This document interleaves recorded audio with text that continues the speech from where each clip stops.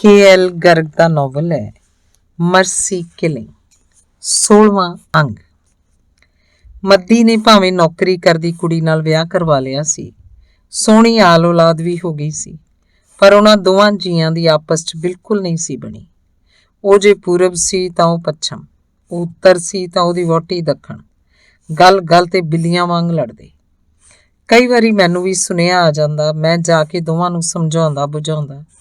ਘੜੀ ਪਲ ਲਈ 1-2 ਦਿਨ ਗੁੱਥੀ ਸੁਲਝੀ ਰਹਿੰਦੀ, ਪਰ ਫਿਰ ਕਿਸੇ ਨਾ ਕਿਸੇ ਗੱਲ ਤੇ ਉਹਨਾਂ ਦੀ ਡੋਰ ਉਲਝ ਜਾਂਦੀ।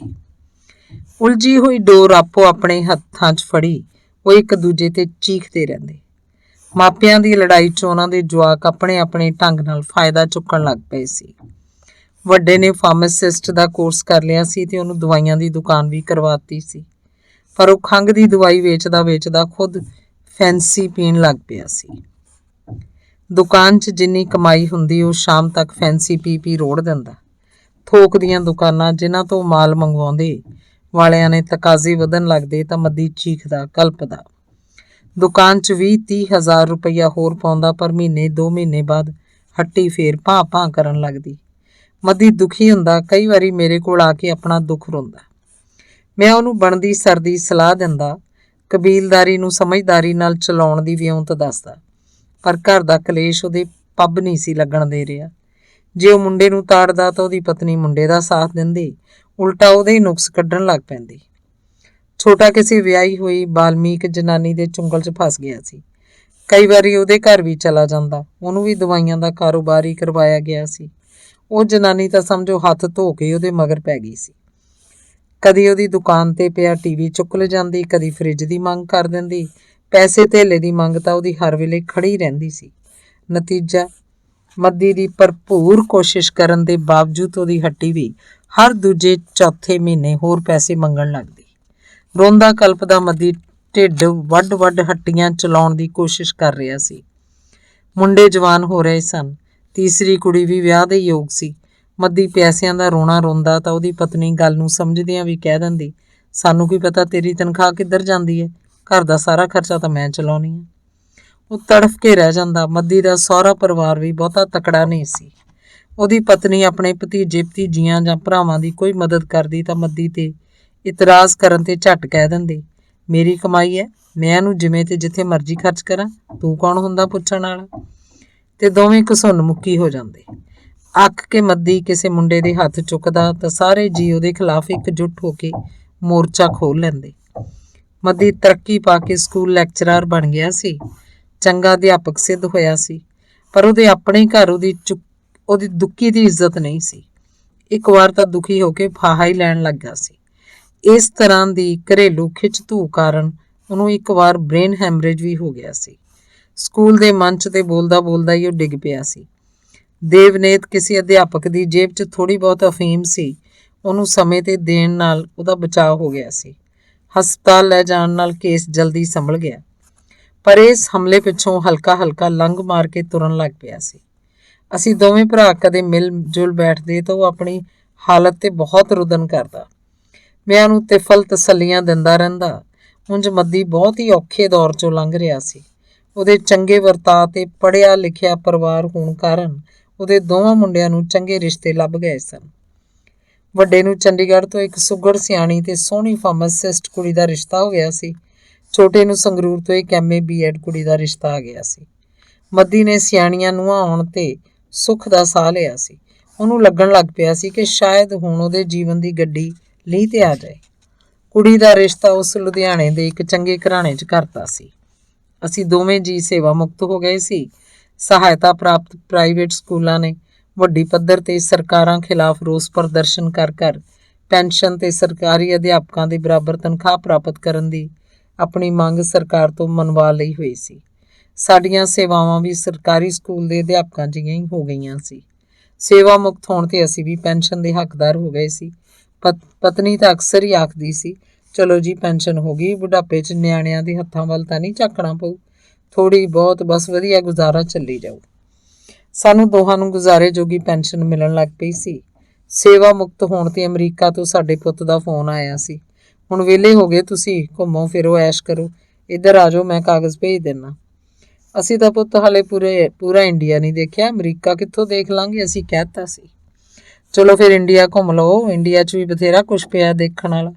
ਪੈਸੇ ਮੈਂ ਭੇਜ ਦਿੰਦਾ, ਤੁਸੀਂ ਭਾਰਤ ਭ੍ਰਮਣ ਦਾ ਕੋਈ ਪੈਕੇਜ ਲੈ ਲਓ। ਖੂਹ 'ਚੋਂ ਨਿਕਲੋ, ਉਸ ਫੇਰ ਫੋਨ ਤੇ ਆਖਿਆ ਸੀ। ਗੱਲ ਸਾਨੂੰ ਵੀ ਉਹਦੀ ਸਹੀ ਲੱਗਦੀ ਸੀ। ਜੀ ਪੁੱਤ, ਆਪਣੇ ਹੀ ਸਿਆਣੀ ਗੱਲ ਹੈ।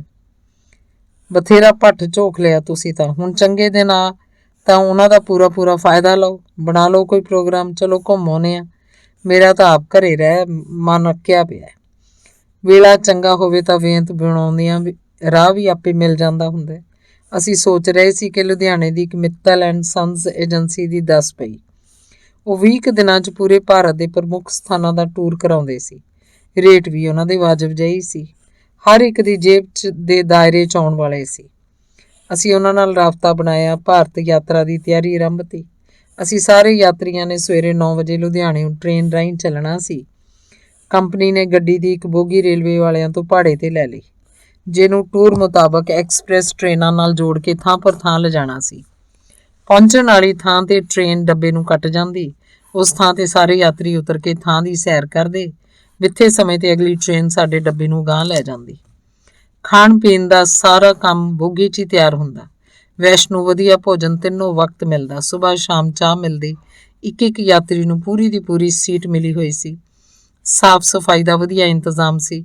ਸਫ਼ਰ ਦੌਰਾਨ ਯਾਤਰੀ ਗੀਤ ਭਜਨ ਗਾਉਂਦੇ, ਹੱਸਦੇ ਖੇਡਦੇ, ਗੱਪਾਂ ਛੱਡਦੇ, ਹਾਸੇ ਮਸ਼ਕਰੀਆਂ ਕਰਦੇ, ਹਲਕਾ ਆਪਸੀ ਲਗਾਓ ਵੀ ਮਹਿਸੂਸ ਕਰਦੇ। ਮੋਬਾਈਲ ਚੱਲ ਪਏ ਸੀ। ਹਰੇਕ ਯਾਤਰੀ ਕੋਲ ਆਪੋ ਆਪਣਾ ਮੋਬਾਈਲ ਸੀ, ਜਿਸ ਰਾਹੀਂ ਉਹ ਆਪਣੇ ਪਿਛਲੇ ਰਿਸ਼ਤੇਦਾਰਾਂ, ਪੁੱਤਾਂ ਧੀਆਂ ਨਾਲ ਰਾਬਤਾ ਬਣਾਈ ਰੱਖਦੇ। ਕਿੰਨਾ ਚਿਰ ਉਹ ਆਪਣੇ ਪਿਛਲਿਆਂ ਨਾਲ ਗੱਲੀਂ ਰੁੱਝੇ ਰਹਿੰਦੇ ਸੀ। ਯਾਤਰਾ ਵਧੀਆ ਚੱਲ ਰਹੀ ਆ ਪੁੱਤ, ਫਿਕਰ ਨਾ ਕਰਿਓ, ਅਸੀਂ ਪੂਰੀ ਮੌਜ 'ਚ ਆਂ, ਹਰ ਕੋਈ ਆਖ ਰਿਹਾ ਸੀ। ਮਾਂ ਵੀ ਹੁਣ ਬਿਰਧ ਹੋ ਚੁੱਕੀ ਸੀ। ਉਹ ਹੁਣ ਇਕੱਲੀ ਨਹੀਂ ਸੀ ਛੱਡੀ ਜਾ ਸਕਦੀ। ਭਾਵੇਂ ਉਹ ਤੇ ਸੱਤੀ ਹਾਲੇ ਵੀ ਸਾਡੇ ਕੋਲ ਹੀ ਰਹਿੰਦੇ ਸੀ, ਪਰ ਜੇ ਅਸੀਂ 2-4 ਦਿਨਾਂ ਲਈ ਕਿਤੇ ਜਾਣਾ ਹੁੰਦਾ ਤਾਂ ਮਾਂ ਨੂੰ ਮੱਦੀ ਕੋਲ ਛੱਡ ਜਾਂਦੇ। ਸੱਤੀ ਤਾਂ ਘਰ ਵੜਦਾ ਹੀ ਨਹੀਂ ਸੀ ਹੁੰਦਾ। ਕਦੇ ਕਦਾਈ ਇੱਕ ਅੱਧ ਦਿਨ ਹੀ ਆਉਂਦਾ, ਉਹਦੀ ਉਡੀਕ ਵੀ ਕਿਸੇ ਨੂੰ ਨਹੀਂ ਸੀ ਹੁੰਦੀ। ਆ ਗਿਆ ਤਾਂ ਠੀਕ ਆ, ਨਹੀਂ ਤਾਂ ਵਾਹ ਭਲੀ। ਅਸੀਂ ਕੰਨਿਆ ਕੁਮਾਰੀ ਦੀ ਯਾਤਰਾ ਤੇ ਸੀ ਕਿ ਅਚਾਨਕ ਮੇਰਾ ਮੋਬਾਈਲ ਖੜਕਿਆ। ਮੱਦੀ ਦਾ ਫੋਨ ਸੀ। ਸੱਤੀ ਦਾ ਰੋਣਾ ਰੋ ਰਿਹਾ ਸੀ। ਵੀਰ, ਸੱਤੀ ਦਾ ਐਕਸੀਡੈਂਟ ਹੋ ਗਿਆ। ਪਤਾ ਲੱਗਿਆ ਕਿ ਉਹ ਸ਼ਾਮ ਵੇਲੇ ਜਗਰਾਵਾਂ ਕਿਸੇ ਬੱਸ 'ਚ ਚੜ੍ਹ ਗਿਆ ਸੀ। ਸ਼ਰਾਬ ਦਾ ਡੱਕਿਆ ਹੋਇਆ ਸੀ। ਟਿਕਟ ਜੋਗੇ ਪੈਸੇ ਨਹੀਂ ਸੀ, ਮੋਗੇ ਆਉਣਾ ਹੋਣਾ। ਕੰਡਕਟਰ ਨੇ ਟਿਕਟ ਦੇ ਪੈਸੇ ਮੰਗੇ ਤਾਂ ਆਉਂ ਕਰਨ ਲੱਗ ਪਿਆ। ਉਹਨੇ ਸੱਤੀ ਨੂੰ ਚੱਲਦੀ ਬੱਸ 'ਚੋਂ ਧੱਕਾ ਦੇ ਦਿੱਤਾ। ਉੱਥੇ ਹੀ ਬੱਸ ਸਟੈਂਡ 'ਚ ਹੇਠਾਂ ਡਿੱਗ ਪਿਆ। ਸੱਜੀ ਲੱਤ ਦੀ ਹੱਡੀ 2 ਥਾਵਾਂ ਤੋਂ ਟੁੱਟ ਗਈ। ਲੋਕ ਸਮਝਣ ਕਿ ਲਾਸ਼ ਪਈ ਆ। ਕਿਸੇ ਨੇ SDM ਤੇ ਪੁਲਿਸ ਕੋਲ ਦੱਸ ਪਾਈ। SDM ਤੇ ਪੁਲਿਸ ਨੇ ਦੇਖਿਆ ਤਾਂ ਇਹ ਕਲਮੂਤ ਹਲੇ ਜਿਉਂਦਾ ਹੀ ਸੀ। ਉਹਨਾਂ ਚੁੱਕ ਕੇ ਹਸਪਤਾਲ ਦਾਖਲ ਕਰਾਤਾ। ਹਸਪਤਾਲ ਵਾਲਿਆਂ ਲਵਾਰਸ ਸਮਝ ਕੇ ਜ਼ਖਮਾਂ ਉੱਤੇ ਹੀ ਹੱਡੀ ਜੋੜਨ ਲਈ ਪਲਸਤਰ ਕਰਤਾ।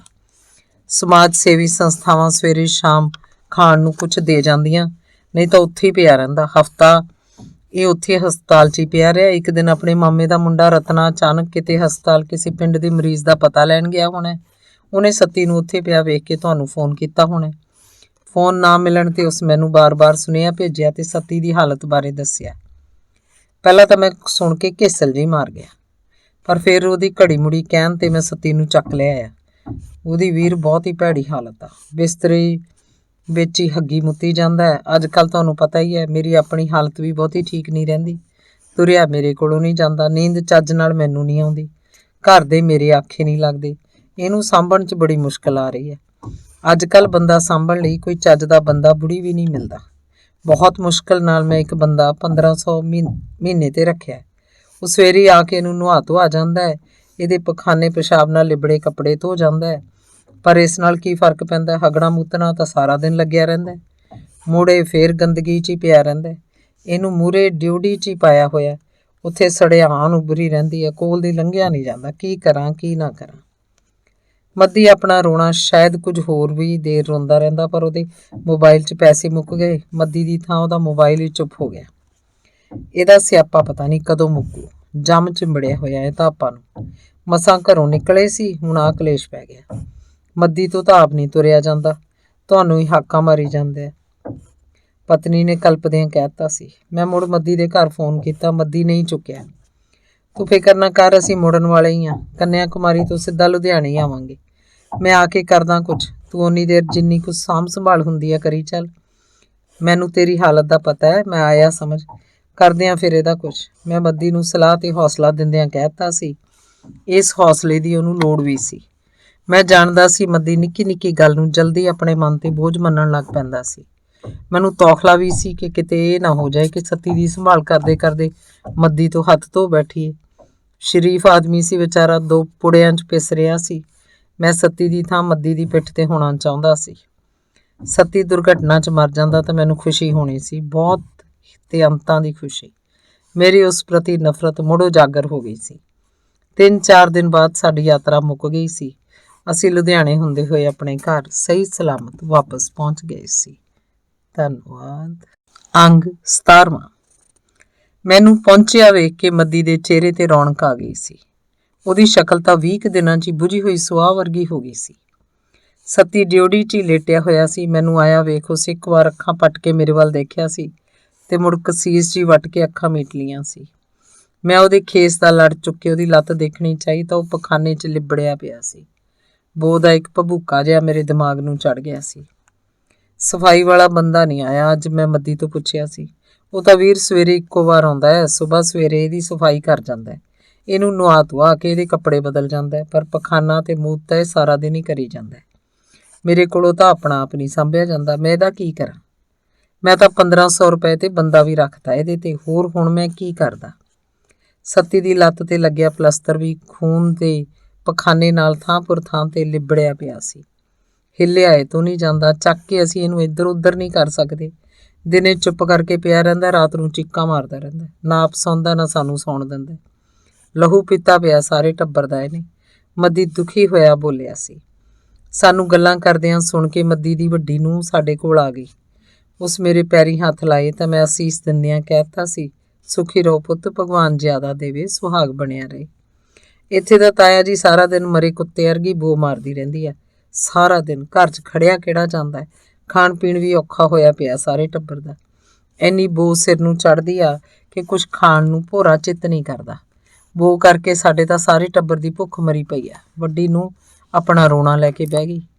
ਕਰਦਿਆਂ ਸਾਊ ਕੁਛ ਇਹਦਾ ਕਰਦਿਆਂ ਰਲ ਮਿਲ ਕੇ। ਮੈਂ ਕਹਿ ਦਿੱਤਾ ਸੀ, ਉਂਝ ਮੈਂ ਕਹਿਣਾ ਚਾਹੁੰਦਾ ਸੀ ਵੀ ਜੇ ਇਹਦੀ ਵੀ ਕੋਈ ਜਾਇਦਾਦ ਹੁੰਦੀ, ਇਹਦੇ ਕੋਲ ਵੀ ਪੈਸਾ ਧੇਲਾ ਹੁੰਦਾ ਤਾਂ ਤੁਸੀਂ ਇਹਦਾ ਮੈਲਾ ਵੀ ਹੱਥਾਂ ਤੇ ਚੁੱਕੀ ਫਿਰਨਾ ਸੀ। ਇਸ ਹਾਲਤ 'ਚ ਤਾਂ ਸਕੇ ਧੀਆਂ ਪੁੱਤ ਨਹੀਂ ਪਛਾਣਦੇ ਬੁੜੇ ਬੁੜੀਆਂ ਨੂੰ, ਤੁਸੀਂ ਤਾਂ ਫੇਰ ਵੀ ਦੂਜੇ ਥਾਂ ਆਈਆਂ ਹੋਈਆਂ। ਆਪਾਂ ਇਹਨੂੰ ਆ ਨੇੜੇ ਦੇ ਡਾਕਟਰ ਜੌਹਰ ਨੂੰ ਨਾ ਦਿਖਾ ਲਈਏ, ਨੇੜੇ ਹੀ ਆ, ਲਿਜਾਣਾ ਵੀ ਸੌਖਾ ਹੋਊ। ਮੈਂ ਮੱਦੀ ਨਾਲ ਸਲਾਹ ਕਰਨ ਦੇ ਲਹਿਜੇ ਨਾਲ ਪੁੱਛਿਆ। ਲਿਜਾਵਾਂਗੇ ਕਿਵੇਂ ਇਹਨੂੰ? ਲੱਤ ਤਾਂ ਇਹ ਹਿਲਾਉਂਦਾ ਤੱਕ ਨਹੀਂ। ਭੋਰਾ ਕਿ ਲੱਤ ਹਿੱਲਣ ਤੇ ਅਸਮਾਨ ਸਿਰ ਤੇ ਚੱਕ ਲੈਂਦਾ। ਕਾਰ 'ਚ ਇਹ ਨਹੀਂ ਬਹਿ ਸਕਦਾ, ਮੱਦੀ ਨੇ ਕਹਿਤਾ ਸੀ। ਕੋਈ ਟਾਇਰਾਂ ਵਾਲੀ ਰੇਹੜੀ ਨਹੀਂ ਮਿਲ ਜੂ, ਉਹਦੇ ਤੇ ਲੰਮਾ ਪਾ ਕੇ ਲੈ ਚੱਲਦੇ ਆ, ਮੈਂ ਆਖਤਾ। ਹਾਂ ਸ਼ਾਇਦ ਇੱਦਾਂ ਠੀਕ ਰਹੂ, ਮੱਦੀ ਸਹਿਮਤ ਹੋ ਗਿਆ ਸੀ। ਅਸੀਂ ਟਾਇਰਾਂ ਵਾਲੀ ਰੇਹੜੀ ਤੇ ਪਾ ਕੇ ਉਹਨੂੰ ਡਾਕਟਰ ਜੌਹਰ ਕੋਲ ਲੈ ਗਏ।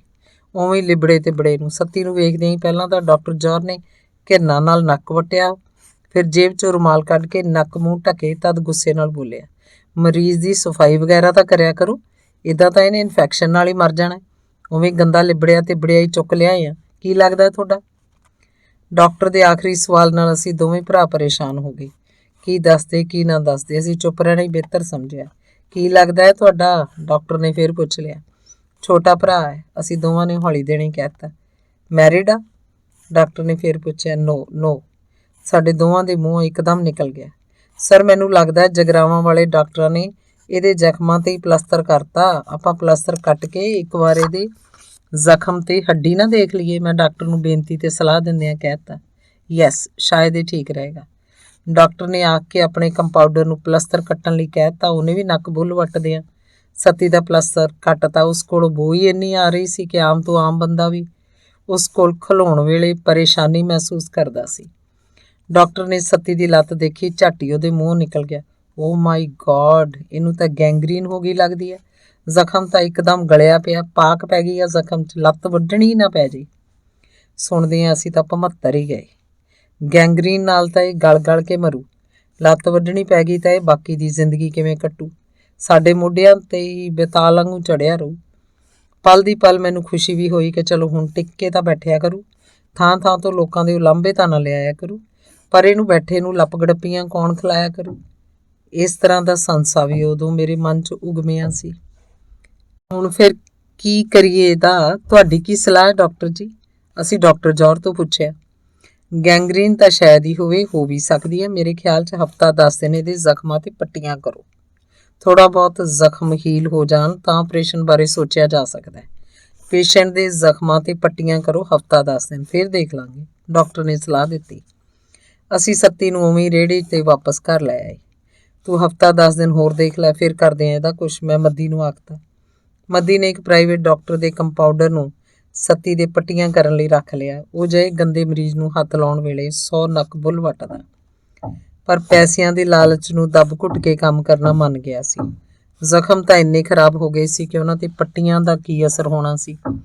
ਪੱਟੀ ਕਰਾਉਣ ਵੇਲੇ ਵੀ ਸੱਤੀ ਮਹੱਲਾ ਸਿਰ 'ਤੇ ਚੁੱਕ ਲੈਂਦਾ, ਉਸੇ ਤਰ੍ਹਾਂ ਜਿਵੇਂ ਹੱਗਦਾ ਮੁੱਦਾ ਰਹਿੰਦਾ। ਇੱਕ ਦਿਨ ਮੱਦੀ ਦੀ ਵਹੁਟੀ ਦਾ ਮੈਨੂੰ ਫੋਨ ਆਇਆ, ਭਰਾ ਜੀ ਤੁਸੀਂ ਇਹਨੂੰ ਉਦੋਂ ਹੀ ਇੱਥੋਂ ਲਿਜਾਓਗੇ ਜਦੋਂ ਸਾਡੇ ਟੱਬਰ ਦਾ ਬੋ ਤੇ ਬਿਮਾਰੀ ਨਾਲ ਭੋਗ ਪੈ ਗਿਆ। ਤੁਸੀਂ ਇਹਨੂੰ ਲਿਜਾਂਦੇ ਕਿਉਂ ਨਹੀਂ? ਇਹ ਚੰਗਾ ਤੁਸੀਂ ਸਾਡੇ ਸਿਰ ਹੀ ਮੜਤਾ। ਲਿਜਾਓ ਇਹਨੂੰ ਇੱਥੋਂ, ਸਾਡੇ ਤਾਂ ਸਾਰੇ ਟੱਬਰ ਦੇ ਨੱਕ 'ਚ ਦਮ ਆਇਆ ਪਿਆ। ਭਾਈ ਇਹਦੀ ਮੇਰੇ ਇਕੱਲੇ ਦੀ ਜ਼ਿੰਮੇਵਾਰੀ ਤਾਂ ਨਹੀਂ, ਮੱਦੀ ਵੀ ਇਹਦਾ ਭਰਾ ਹੀ ਹੈ। ਜਿਹੋ ਜਿਹਾ ਮੱਦੀ ਆ ਉਹੋ ਜਿਹਾ ਮੈਂ ਆ। ਮੇਰੇ ਕੋਲੋਂ ਗੁੱਸੇ 'ਚ ਆਖ ਹੋ ਗਿਆ ਸੀ। ਤੁਸੀਂ ਵੱਡੇ ਹੋ, ਵੱਡਿਆਂ ਦੀ ਜ਼ਿੰਮੇਵਾਰੀ ਜ਼ਿਆਦਾ ਹੁੰਦੀ ਹੈ, ਉਸ ਆਖਿਆ ਸੀ। ਫਿਰ ਤਾਂ ਆਤਮੇ ਦੀ ਜ਼ਿੰਮੇਵਾਰੀ ਸਾਡੇ ਸਾਰਿਆਂ ਨਾਲੋਂ ਜ਼ਿਆਦਾ, ਉਹਨੂੰ ਕਰਨਾ ਚਾਹੀਦਾ ਸੀ ਕੁਛ, ਮੈਂ ਆਖਿਆ। ਉਹਨਾਂ ਨੂੰ ਕਹਿ ਕੇ ਦੇਖ ਲਓ ਜੇ ਕੁਛ ਕਰਦੇ ਆ, ਪਰ ਸਾਡਾ ਖਹਿੜਾ ਤਾਂ ਛਡਾਓ, ਆਖ ਉਸ ਫੋਨ ਧੈਂ ਦੇ ਕੇ ਰੱਖ ਦਿੱਤਾ ਸੀ। ਇੱਕ ਦਿਨ ਮੱਦੀ ਮੇਰੇ ਕੋਲ ਆਇਆ, ਇੱਧਰ ਉੱਧਰ ਦੀਆਂ ਗੱਲਾਂ ਕਰਦਾ ਰਿਹਾ। ਮੈਨੂੰ ਜਾਪਿਆ ਸੀ ਜਿਵੇਂ ਮੇਰੇ ਨਾਲ ਕੋਈ ਭੇਤ ਸਾਂਝਾ ਕਰਨ ਆਇਆ ਹੋਵੇ। ਉਸ ਦਿਨ ਮੈਨੂੰ ਉਹ ਕੁਛ ਉਖੜਿਆ ਵੀ ਲੱਗਿਆ ਸੀ। ਕੋਈ ਗੱਲ ਹੈ ਕਰਨ ਵਾਲੀ ਤਾਂ ਦੱਸ, ਮੈਂ ਉਹਦਾ ਮਨਸ਼ਾ ਭਾਂਪਦਿਆਂ ਪੁੱਛ ਲਿਆ ਸੀ। ਨਹੀਂ ਕੁਛ ਨਹੀਂ, ਨਹੀਂ ਐਵੇਂ ਹੀ, ਨਹੀਂ ਕੁਛ ਨਹੀਂ, ਗੱਲ ਤਾਂ ਉਹ ਛਿੱਥਾ ਜਿਹਾ ਪੈਂਦਿਆਂ ਕਹਿਤਾ ਸੀ। ਗੱਲ ਤਾਂ ਕੋਈ ਹੈਗੀ ਮੱਦੀ, ਦੱਸਦਾ ਕਿਉਂ ਨਹੀਂ? ਆਪਸ 'ਚ ਕਾਹਦੀ ਝਿਜਕਾ, ਮੈਂ ਜ਼ੋਰ ਦੇ ਕੇ ਆਖਿਆ ਸੀ। ਉਹ ਗੱਲ ਇਹ ਸੀ ਭਰਾ ਜੀ, ਗੱਲ ਇਹ ਸੀ। ਉਹ ਹਾਲੇ ਵੀ ਗੱਲ ਕਹਿਣੋਂ ਝਿਜਕ ਰਿਹਾ ਸੀ। ਹਾਂ ਦੱਸੇ ਵੀ ਕੁਛ, ਮੈਂ ਆਖਿਆ। ਦੇਖੋ ਭਰਾ ਜੀ, ਸੱਤੀ ਵੀ ਅੰਤਾਂ ਦੀ ਔਖ 'ਚ ਤੇ ਆਪਾਂ ਤਾਂ ਹੈਗੇ ਹੀ ਆ, ਉਸ ਆਖਿਆ। ਫਿਰ ਮੇਰਾ ਸਵਾਲ ਸੀ। ਉਹ ਕੰਪਾਊਂਡਰ ਕਹਿੰਦਾ ਸੀ ਕਿ ਮਾਸਟਰ ਜੀ ਇਹਨੇ ਬਚਣਾ ਤਾਂ ਹੈ ਨਹੀਂ, ਕਿਉਂ ਨਾ ਇਹਦੇ ਟੀਕਾ ਲਾ ਕੇ। ਅਗਲੇ ਸ਼ਬਦ ਮੱਦੀ ਦੇ ਮੂੰਹ 'ਚ ਹੀ ਰਹਿ ਗਏ। ਟੀਕਾ ਲਾ ਕੇ? ਮੈਂ ਸਮਝਿਆ ਨਹੀਂ ਕੁਛ, ਮੈਂ ਕਹਿਤਾ। ਉਹ ਟੀਕਾ ਲਾ ਕੇ ਉਹਦੀ ਲੀਲਾ ਸਮਾਪਤ ਕਰੀਏ, ਉਹ ਵੀ ਆਰਾਮ ਕਰੇ ਤੇ ਆਪਾਂ ਵੀ ਸੁੱਖ ਦਾ ਸਾਹ ਲਈਏ। ਮੱਦੀ ਨੇ ਗੱਲ ਸਾਫ਼ ਕਰਤੀ ਸੀ। ਤੇਰਾ ਮਤਲਬ ਮਰਸੀ ਕਿਲਿੰਗ? ਮੈਂ ਪੁੱਛਿਆ। ਹਾਂ ਉਹੀਓ, ਮੱਦੀ ਉਤਸ਼ਾਹ ਜੇ ਨਾਲ ਬੋਲਿਆ। ਇਸ ਬਾਰੇ ਮੈਂ ਕਾਫੀ ਪੜ੍ਹਿਆ ਸੁਣਿਆ ਹੋਇਆ ਸੀ। ਮੈਨੂੰ ਝੱਟ ਹੀ ਅਮਰੀਕਾ ਦੇ ਡਾਕਟਰ ਕੈਵਰੋਕੀਅਨ ਦਾ ਖਿਆਲ ਆਇਆ, ਜਿਹਨੂੰ ਅਮਰੀਕਾ 'ਚ ਡਾਕਟਰ ਡੈਥ ਦੇ ਨਾਂ ਵਜੋਂ ਪ੍ਰਸਿੱਧੀ ਮਿਲੀ ਹੋਈ ਸੀ। ਉਸਨੇ ਕਈ ਔਖੇ ਦਾਇਮੀ ਮਰੀਜ਼ਾਂ ਨੂੰ ਮੌਤ ਦੇ ਘਾਟ ਉਤਾਰਿਆ ਸੀ। ਉਹਦਾ ਮਤ ਸੀ ਕਿ ਦਾਇਮੀ ਮਰੀਜ਼ਾਂ ਨੂੰ ਆਤਮ ਹੱਤਿਆ ਕਰ ਲੈਣ 'ਚ ਡਾਕਟਰੀ ਸਹਾਇਤਾ ਪ੍ਰਦਾਨ ਦਿੱਤੀ ਜਾਣੀ ਚਾਹੀਦੀ ਸੀ। ਅਮਰੀਕਨ ਸਰਕਾਰ ਨੇ ਇਸ 'ਤੇ ਮੁਕੱਦਮਾ ਵੀ ਚਲਾਇਆ ਸੀ, ਪਰ ਉਹਦੇ ਇਸ ਕਰਮ ਜਾਂ ਕੁਕਰਮ 'ਤੇ ਅਮਰੀਕਾ 'ਚ ਇੱਕ ਵੱਡੀ ਬਹਿਸ ਛਿੜ ਗਈ ਸੀ। ਕੁਝ ਰਾਜ ਇਹਦੇ ਹੱਕ 'ਚ ਉੱਠ ਖਲੋਤੇ, ਕੁਝ ਇਹਦੇ ਵਿਰੋਧ 'ਚ। ਹੱਕ ਵਾਲਿਆਂ ਦਾ ਕਹਿਣਾ ਸੀ ਕਿ ਜੇ ਬੰਦੇ ਦੀ ਬਿਮਾਰੀ ਲਾ ਇਲਾਜ ਸੀ ਤੇ ਉਹ ਖੁਦ ਆਪਣੇ ਤੇ ਸਮਾਜ ਤੇ ਬੋਝ ਸੀ, ਤਾਂ ਅਜਿਹੇ ਬੰਦੇ ਨੂੰ ਜਿਉਣ ਦਾ ਕੀ ਹੱਕ ਸੀ? ਉਹਨੂੰ ਇਸ ਸੰਸਾਰ ਤੋਂ ਵਿਦਾ ਦੇ ਹੀ ਦੇਣੀ ਚਾਹੀਦੀ ਸੀ। ਪਰ ਇਹਦਾ ਵਿਰੋਧ ਕਰਨ ਵਾਲਿਆਂ ਦਾ ਕਹਿਣਾ ਸੀ ਕਿ ਮਨੁੱਖੀ ਜੀਵਨ ਆਸ ਤੇ ਖਲੋਤਾ ਹੋਇਆ, ਕੀ ਪਤਾ ਕੋਈ ਹੀਲਾ ਵਸੀਲਾ ਉਹਦੇ ਜਿਉਣ ਦਾ ਨਿਕਲ ਹੀ ਆਵੇ। ਨਾ ਸ਼ਬਦ ਤਾਂ ਮਨੁੱਖ ਦੇ ਸ਼ਬਦ ਕੋਸ਼ 'ਚ ਹੋਣਾ ਹੀ ਨਹੀਂ ਚਾਹੀਦਾ। ਜੇ ਅਸੀਂ ਮਨੁੱਖ ਨੂੰ ਬਚਾ ਨਹੀਂ ਸਕਦੇ ਤਾਂ ਉਹਨੂੰ ਮਾਰਨ ਦਾ ਵੀ ਸਾਨੂੰ ਕੀ ਹੱਕ ਸੀ? ਉਹਨਾਂ ਦਾ ਕਹਿਣਾ ਸੀ ਕਿ ਮਨੁੱਖੀ ਜੀਵਨ ਬਹੁਤ ਕੀਮਤੀ ਹੁੰਦਾ ਹੈ, ਇਹਨੂੰ ਬਚਾਇਆ ਹੀ ਜਾਣਾ ਚਾਹੀਦਾ ਸੀ। ਪਰ ਹੱਕ ਵਾਲੇ ਇਸ ਗੱਲ ਤੇ ਅੜੇ ਸੀ ਕਿ ਮੰਨ ਲਿਆ ਮਨੁੱਖੀ ਜੀਵਨ ਕੀਮਤੀ ਹੈ, ਪਰ ਜੇ ਸੜ ਬੁੱਸ ਜਾਏ, ਗਲ ਸੜ ਜਾਏ, ਤਾਂ ਸੜੀ ਹੋਈ ਚੀਜ਼ ਨੂੰ ਤਾਂ ਨਸ਼ਟ ਕਰ ਹੀ ਦੇਣਾ ਚਾਹੀਦਾ ਸੀ। ਔਰੇਗਨ ਤੇ ਕੈਲੀਫੋਰਨੀਆ ਦੇ ਰਾਜ ਇਸ ਤਜਵੀਜ਼ ਤੇ ਗੌਰ ਕਰ ਰਹੇ ਸਨ। 71% ਜਨਤਾ ਉਹਨਾਂ ਨਾਲ ਸਹਿਮਤੀ ਦਰਸਾ ਰਹੀ ਸੀ। ਪਿੱਛੇ ਜੇ ਸਾਡੀ ਸੁਪਰੀਮ ਕੋਰਟ ਵੀ ਇਸ ਤੇ ਵਿਚਾਰ ਕਰ ਰਹੀ ਸੀ ਕਿ ਇੱਕ ਖਾਸ ਉਮਰ ਤੋਂ ਬਾਅਦ ਲਾ ਇਲਾਜ ਬਿਮਾਰੀ ਵਾਲੇ ਮਰੀਜ਼ਾਂ ਨੂੰ ਵਲੰਟੀਅਰ ਆਤਮ ਹੱਤਿਆ ਦਾ ਅਧਿਕਾਰ ਦੇ ਦੇਣਾ ਚਾਹੀਦਾ ਸੀ। ਜੋ ਜਿਉਂ ਨਹੀਂ ਸੀ ਸਕਦੇ ਉਹਨਾਂ ਨੂੰ ਇਸ ਸੰਸਾਰ ਤੋਂ ਰੁਖਸਤ ਕਰ ਦੇਣਾ ਚਾਹੀਦਾ ਸੀ। ਮੈਂ ਸੱਤੀ ਬਾਰੇ ਸੋਚਣ ਲੱਗਿਆ ਸੀ। ਉਹਨੇ ਸਾਰੀ ਉਮਰ ਜੀ ਕੇ ਕੀ ਪਹਾੜ ਢਾਹ ਲਿਆ ਸੀ, ਕੀ ਜੀਵਨ ਸੀ ਉਹਦਾ। ਉਹਦੇ ਨਾਲੋਂ ਤਾਂ ਕਈ ਪਸ਼ੂਆਂ ਦਾ ਜੀਵਨ ਬਿਹਤਰ ਸੀ। ਕਈ ਪਸ਼ੂ ਵੀ ਉਹਦੇ ਨਾਲੋਂ ਸਾਫ਼ ਸੁਥਰੇ ਰਹਿੰਦੇ ਸੀ। ਉਸ ਨਾਲੋਂ ਜ਼ਿਆਦਾ ਸਬਰ ਸੰਤੋਖ ਨਾਲ ਖਾਂਦੇ ਸੀ। ਉਹ ਖਾ ਪੀ ਕੇ ਘੱਟੋ ਘੱਟ ਜੁਗਾਲੀ ਤਾਂ ਕਰਦੇ ਹੀ ਸੀ। ਸੱਤੀ ਤਾਂ ਉਹਨਾਂ ਤੋਂ ਵੀ ਗਿਆ ਗੁਜ਼ਰਿਆ ਸੀ। ਚਾਹੁੰਦਾ ਤਾਂ ਮੈਂ ਵੀ ਮੱਦੀ ਵਾਲੀ ਗੱਲ ਹੀ ਸੀ, ਪਰ ਜ਼ਾਹਰਾ ਤੌਰ ਤੇ ਕੁਝ ਕਹਿਣੋਂ ਸੰਕੋਚ ਕਰ ਰਿਹਾ ਸੀ। ਉਂਝ ਮੇਰਾ ਵੱਸ ਚੱਲਦਾ ਤਾਂ ਮੈਂ ਉਹਦਾ ਕੱਦ ਦਾ ਗਲ ਘੁੱਟ ਦਿੰਦਾ, ਉਹਨੂੰ ਜ਼ਹਿਰ ਦੇ ਕੇ ਮਾਰ ਦਿੰਦਾ। ਹੁਣ ਮੌਕਾ ਆਇਆ ਸੀ ਤਾਂ ਮੈਂ ਘਬਰਾ ਗਿਆ ਸੀ। ਜੇ ਆਪਾਂ ਉਹਨੂੰ ਬਚਾ ਨਹੀਂ ਸਕਦੇ ਤਾਂ ਆਪਾਂ ਨੂੰ ਉਹਨੂੰ ਮਾਰਨ ਦਾ ਕੀ ਹੱਕ ਹੈ ਭਰਾ? ਮੈਂ ਮੱਦੀ ਨੂੰ ਸਵਾਲ ਕੀਤਾ ਸੀ। ਬਚਣਾ ਤਾਂ ਉਹਨੇ ਵੀ ਨਹੀਂ, ਆਪਾਂ ਚਾਹੇ ਜਿੰਨਾ ਮਰਜ਼ੀ ਜ਼ੋਰ ਲਾ ਲਈਏ, ਗਲਿਆ ਸੜਿਆ ਤਾਂ ਪਿਆ ਉਹ। ਮੱਦੀ ਦਾ ਤਰਕ ਸੀ। ਇਹ ਕਿਹੜਾ ਆਪਣੇ ਹੱਥ ਫੜਿਆ ਹੋਇਆ? ਜੀਣ ਮਰਨਾ ਤਾਂ ਸਭ ਉੱਪਰਲੇ ਦੇ ਹੱਥ ਹੈ, ਬੰਦੇ ਦੇ ਹੱਥ ਕੀ ਹੈ? ਮੇਰਾ ਤੇਰਾ ਵੀ ਕੀ ਪਤਾ, ਭਾਵੇਂ ਅੱਜ ਫੂਕ ਨਿਕਲ ਜੇ। ਮੈਂ ਕਹਿਤਾ, ਹੁਣ ਤਾਂ ਆਪਣੇ ਹੀ ਹੱਥ ਹੈ ਸਭ ਕੁਝ, ਆਪਾਂ ਆਪ ਤਾਂ ਕੁਝ ਕਰਨਾ ਵੀ ਨਹੀਂ। ਅਗਲਾ ਜ਼ਿੰਮੇਵਾਰੀ ਲੈਂਦਾ, ਟੀਕਾ ਲਾ ਕੇ ਖਹਿੜਾ ਛੁੱਟਦਾ। ਦੇਖ ਲਓ, ਸੋਚ ਲਓ, ਊਂ ਸੱਤੀ ਵੀ ਛੁੱਟ ਜੂ। ਹੁਣ ਤਾਂ ਦੁੱਖ ਕਲੇਸ਼ ਤੋਂ ਮੱਦੀ ਨੇ ਆਖਰੀ ਹੰਭਲਾ ਮਾਰਿਆ ਸੀ। ਗੱਲ ਤਾਂ ਤੇਰੀ ਸਹੀ ਹੈ, ਪਰ ਕਈ ਵਾਰੀ ਇਹ ਲੋਕ ਬਲੈਕਮੇਲ ਕਰਨ ਲੱਗ ਜਾਂਦੇ ਹੁੰਦੇ ਆ। ਐਵੇਂ ਨਾ ਕਿਤੇ ਫਸ ਜਾਈਏ, ਹੋਰ ਖਹਿੜਾ ਛੁਡਾਉਂਦੇ ਛੁਡਾਉਂਦੇ ਪੱਕੇ ਭਾਂਡੇ ਪੈ ਜਾਈਏ। ਮੈਂ ਆਪਣਾ ਸੰਸਾ ਜ਼ਾਹਰ ਕਰਦਿਆਂ ਕਹਿਤਾ ਸੀ। ਗੱਲ ਤਾਂ ਤੁਹਾਡੀ ਵੀ ਸਹੀ ਹੈ, ਪਰ ਹੁਣ ਕਰੀਏ ਕੀ? ਮੇਰੇ ਤਾਂ ਹੱਥ ਖੜੇ ਆ ਭਰਾ ਜੀ। ਮੱਦੀ ਨੇ ਆਖਰੀ ਡੱਕਾ ਤੋੜਤਾ ਸੀ। ਮੈਂ ਹੁਣ ਬਿਰਧ ਮਾਂ ਨੂੰ ਸੰਭਾਲਾਂ ਕਿ ਇਹਨੂੰ ਦੇਖਾਂ? ਮੇਰੀ ਵੀ ਬੇਵਾਹ ਹੋਈ ਪਈ ਆ, ਮੈਂ ਕਹਿਤਾ ਸੀ। ਉਹ ਲੰਘ ਜੀ ਮਾਰਦਾ ਮੇਰੇ ਘਰੋਂ ਚਲਾ ਗਿਆ। ਮੈਂ ਡੂੰਘੀ ਸੋਚ 'ਚ ਡੁੱਬ ਗਿਆ। ਮੈਨੂੰ ਮੱਦੀ ਦੀਆਂ ਗੱਲਾਂ ਮੁੜ-ਮੁੜ ਚੇਤੇ ਆਉਣ ਲੱਗੀਆਂ ਸੀ। ਬਚਣਾ ਤਾਂ ਹੁਣ ਇਹਨੇ ਹੈ ਨਹੀਂ ਵਾਲੀ ਗੱਲ ਵੀ ਮੇਰੇ ਮਨ 'ਚ ਆ ਖੜੋਤੀ ਸੀ। ਸਾਡਾ ਇੱਕ ਜਾਣੂ ਮੋਹਨ ਲਾਲ ਪਿੱਛੇ ਹੀ ਸੁਰਗਵਾਸ ਹੋਇਆ ਸੀ। ਉਹਦੀ ਮੌਤ ਤੇ ਸਾਰੇ ਕਹਿ ਰਹੇ ਸੀ, ਲੈ ਚੰਗਾ ਭਲਾ ਸੀ, ਸਿਰ ਕਿਹੜਾ ਦੁਖਿਆ ਸੀ ਉਹਦਾ ਕਦੇ। ਰਾਤੀ ਪਿਆ ਪਿਆ ਹੀ ਰਹਿ ਗਿਆ, ਨਾ ਖੰਘ ਨਾ ਬੁਖਾਰ। ਸ਼ਾਮ ਦੀ ਚੰਗੀ ਭਲੀ ਸੈਰ ਕਰਕੇ ਆਇਆ ਸੀ, ਆਰਾਮ ਨਾਲ ਰੋਟੀ ਪਾਣੀ ਖਾ ਕੇ ਸੁੱਤਾ ਸੀ। ਸਵੇਰੇ ਦੇਖਿਆ ਮੰਜੇ ਤੇ ਆਕੜਿਆ ਪਿਆ ਸੀ। ਬੰਦੇ ਦਾ ਕੀ ਹੈ, ਐਵੇਂ ਪਾਣੀ ਦਾ ਬੁਲਬੁਲਾ। ਅੱਖ ਦੇ ਫੋਰ 'ਚ ਹੈਗਾ, ਅੱਖ ਦੇ ਫੋਰ 'ਚ ਨਹੀਂ ਹੁੰਦਾ। ਮੈਨੂੰ ਵੀ ਮੋਹਨ ਲਾਲ ਦੀ ਮੌਤ ਤੇ ਅੰਤਾਂ ਦੀ ਹੈਰਾਨੀ ਹੋਈ ਸੀ। ਇੱਦਾਂ ਹੀ ਬੈਠੇ ਬੈਠੇ ਮੈਂ ਜੀਣ ਮਰਨ ਦੇ ਦਰਸ਼ਨ ਬਾਰੇ ਗੰਭੀਰਤਾ ਨਾਲ ਸੋਚਣ ਲੱਗ ਪਿਆ ਸੀ। ਸਾਨੂੰ ਹਾਂ ਪੱਖੀ ਨਜ਼ਰੀਆ ਰੱਖਣਾ ਚਾਹੀਦਾ ਜੀਵਨ 'ਚ। ਇੱਦਾਂ ਜੀਵਨ ਚੰਗਾ ਗੁਜ਼ਰ ਜਾਂਦਾ ਹੈ, ਸਿਆਣੇ ਆਖਦੇ ਹੈ। ਫਿਰ ਕਿਹੜਾ ਬੰਦਾ ਮਰਦਾ ਨਹੀਂ, ਹਾਂ ਪੱਖੀ ਹੋਵੇ ਜਾਂ ਨਾ ਪੱਖੀ। ਬੰਦੇ ਨੇ ਜਾਣਾ ਤਾਂ ਹੁੰਦਾ ਹੀ ਹੈ। ਮੈਂ ਸੋਚ ਰਿਹਾ ਸੀ, ਜਾਣਾ ਤਾਂ ਹੁੰਦਾ ਹੀ ਹੈ। ਕਈ ਸ਼ਾਨ ਨਾਲ ਜਾਂਦੇ ਹੈ, ਕਈ ਕੋੜੀਆਂ ਵਾਂਗ ਰੋਂਦੇ ਕੁਰਲਾਉਂਦੇ ਜਾਂਦੇ ਹੈ। ਲੈ ਸੱਤੀ ਦਾ ਮਰਨਾ ਵੀ ਕੀ ਮਰਨਾ ਹੋਊ। ਸਾਰੀ ਉਮਰ ਨਾ ਆਪ ਕੋਈ ਸੁੱਖ ਭੋਗਿਆ, ਨਾ ਕਿਸੇ ਨੂੰ ਭੋਗਣ ਦਿੱਤਾ। ਕੀੜੇ ਮਕੌੜੇ ਵਾਂਗ ਜ਼ਿੰਦਗੀ ਗੁਜ਼ਾਰੀ ਤੇ ਚੱਲ ਮੇਰਾ ਭਾਈ। ਮੈਂ ਸੋਚ ਰਿਹਾ ਸੀ। ਗੱਲ ਕਿਸੇ ਸਿਰੇ ਨਾ ਲੱਗਦੀ ਵੇਖ ਮੈਂ ਸਿਰ ਸੁੱਟ ਕੇ ਲੰਮਾ ਪੈ ਗਿਆ। ਮੈਂ ਕੁਝ ਵੀ ਸੋਚਣਾ ਨਹੀਂ ਸੀ ਚਾਹੁੰਦਾ। ਫੇਰ ਵੀ ਮੱਦੀ ਦਾ ਨਿਰਾਸ਼ ਤੇ ਹਤਾਸ਼ ਚਿਹਰਾ ਮੇਰੇ ਆਲੇ ਦੁਆਲੇ ਘੁੰਮੀ ਜਾ ਰਿਹਾ ਸੀ। ਬੇਬਸ ਤੇ ਲਾਚਾਰ ਮੱਦੀ, ਬੇਬਸ ਤੇ ਲਾਚਾਰ ਸੱਤੀ। ਮੈਂ ਸੋਚ 'ਚ ਹੋਰ ਡੂੰਘਾ ਖੁੱਭਿਆ ਤਾਂ ਮੈਨੂੰ ਸ੍ਰੀ ਕ੍ਰਿਸ਼ਨ ਦਾ ਗੀਤਾ 'ਚ ਅਰਜਨ ਨੂੰ ਦਿੱਤਾ ਉਪਦੇਸ਼ ਯਾਦ ਆ ਗਿਆ।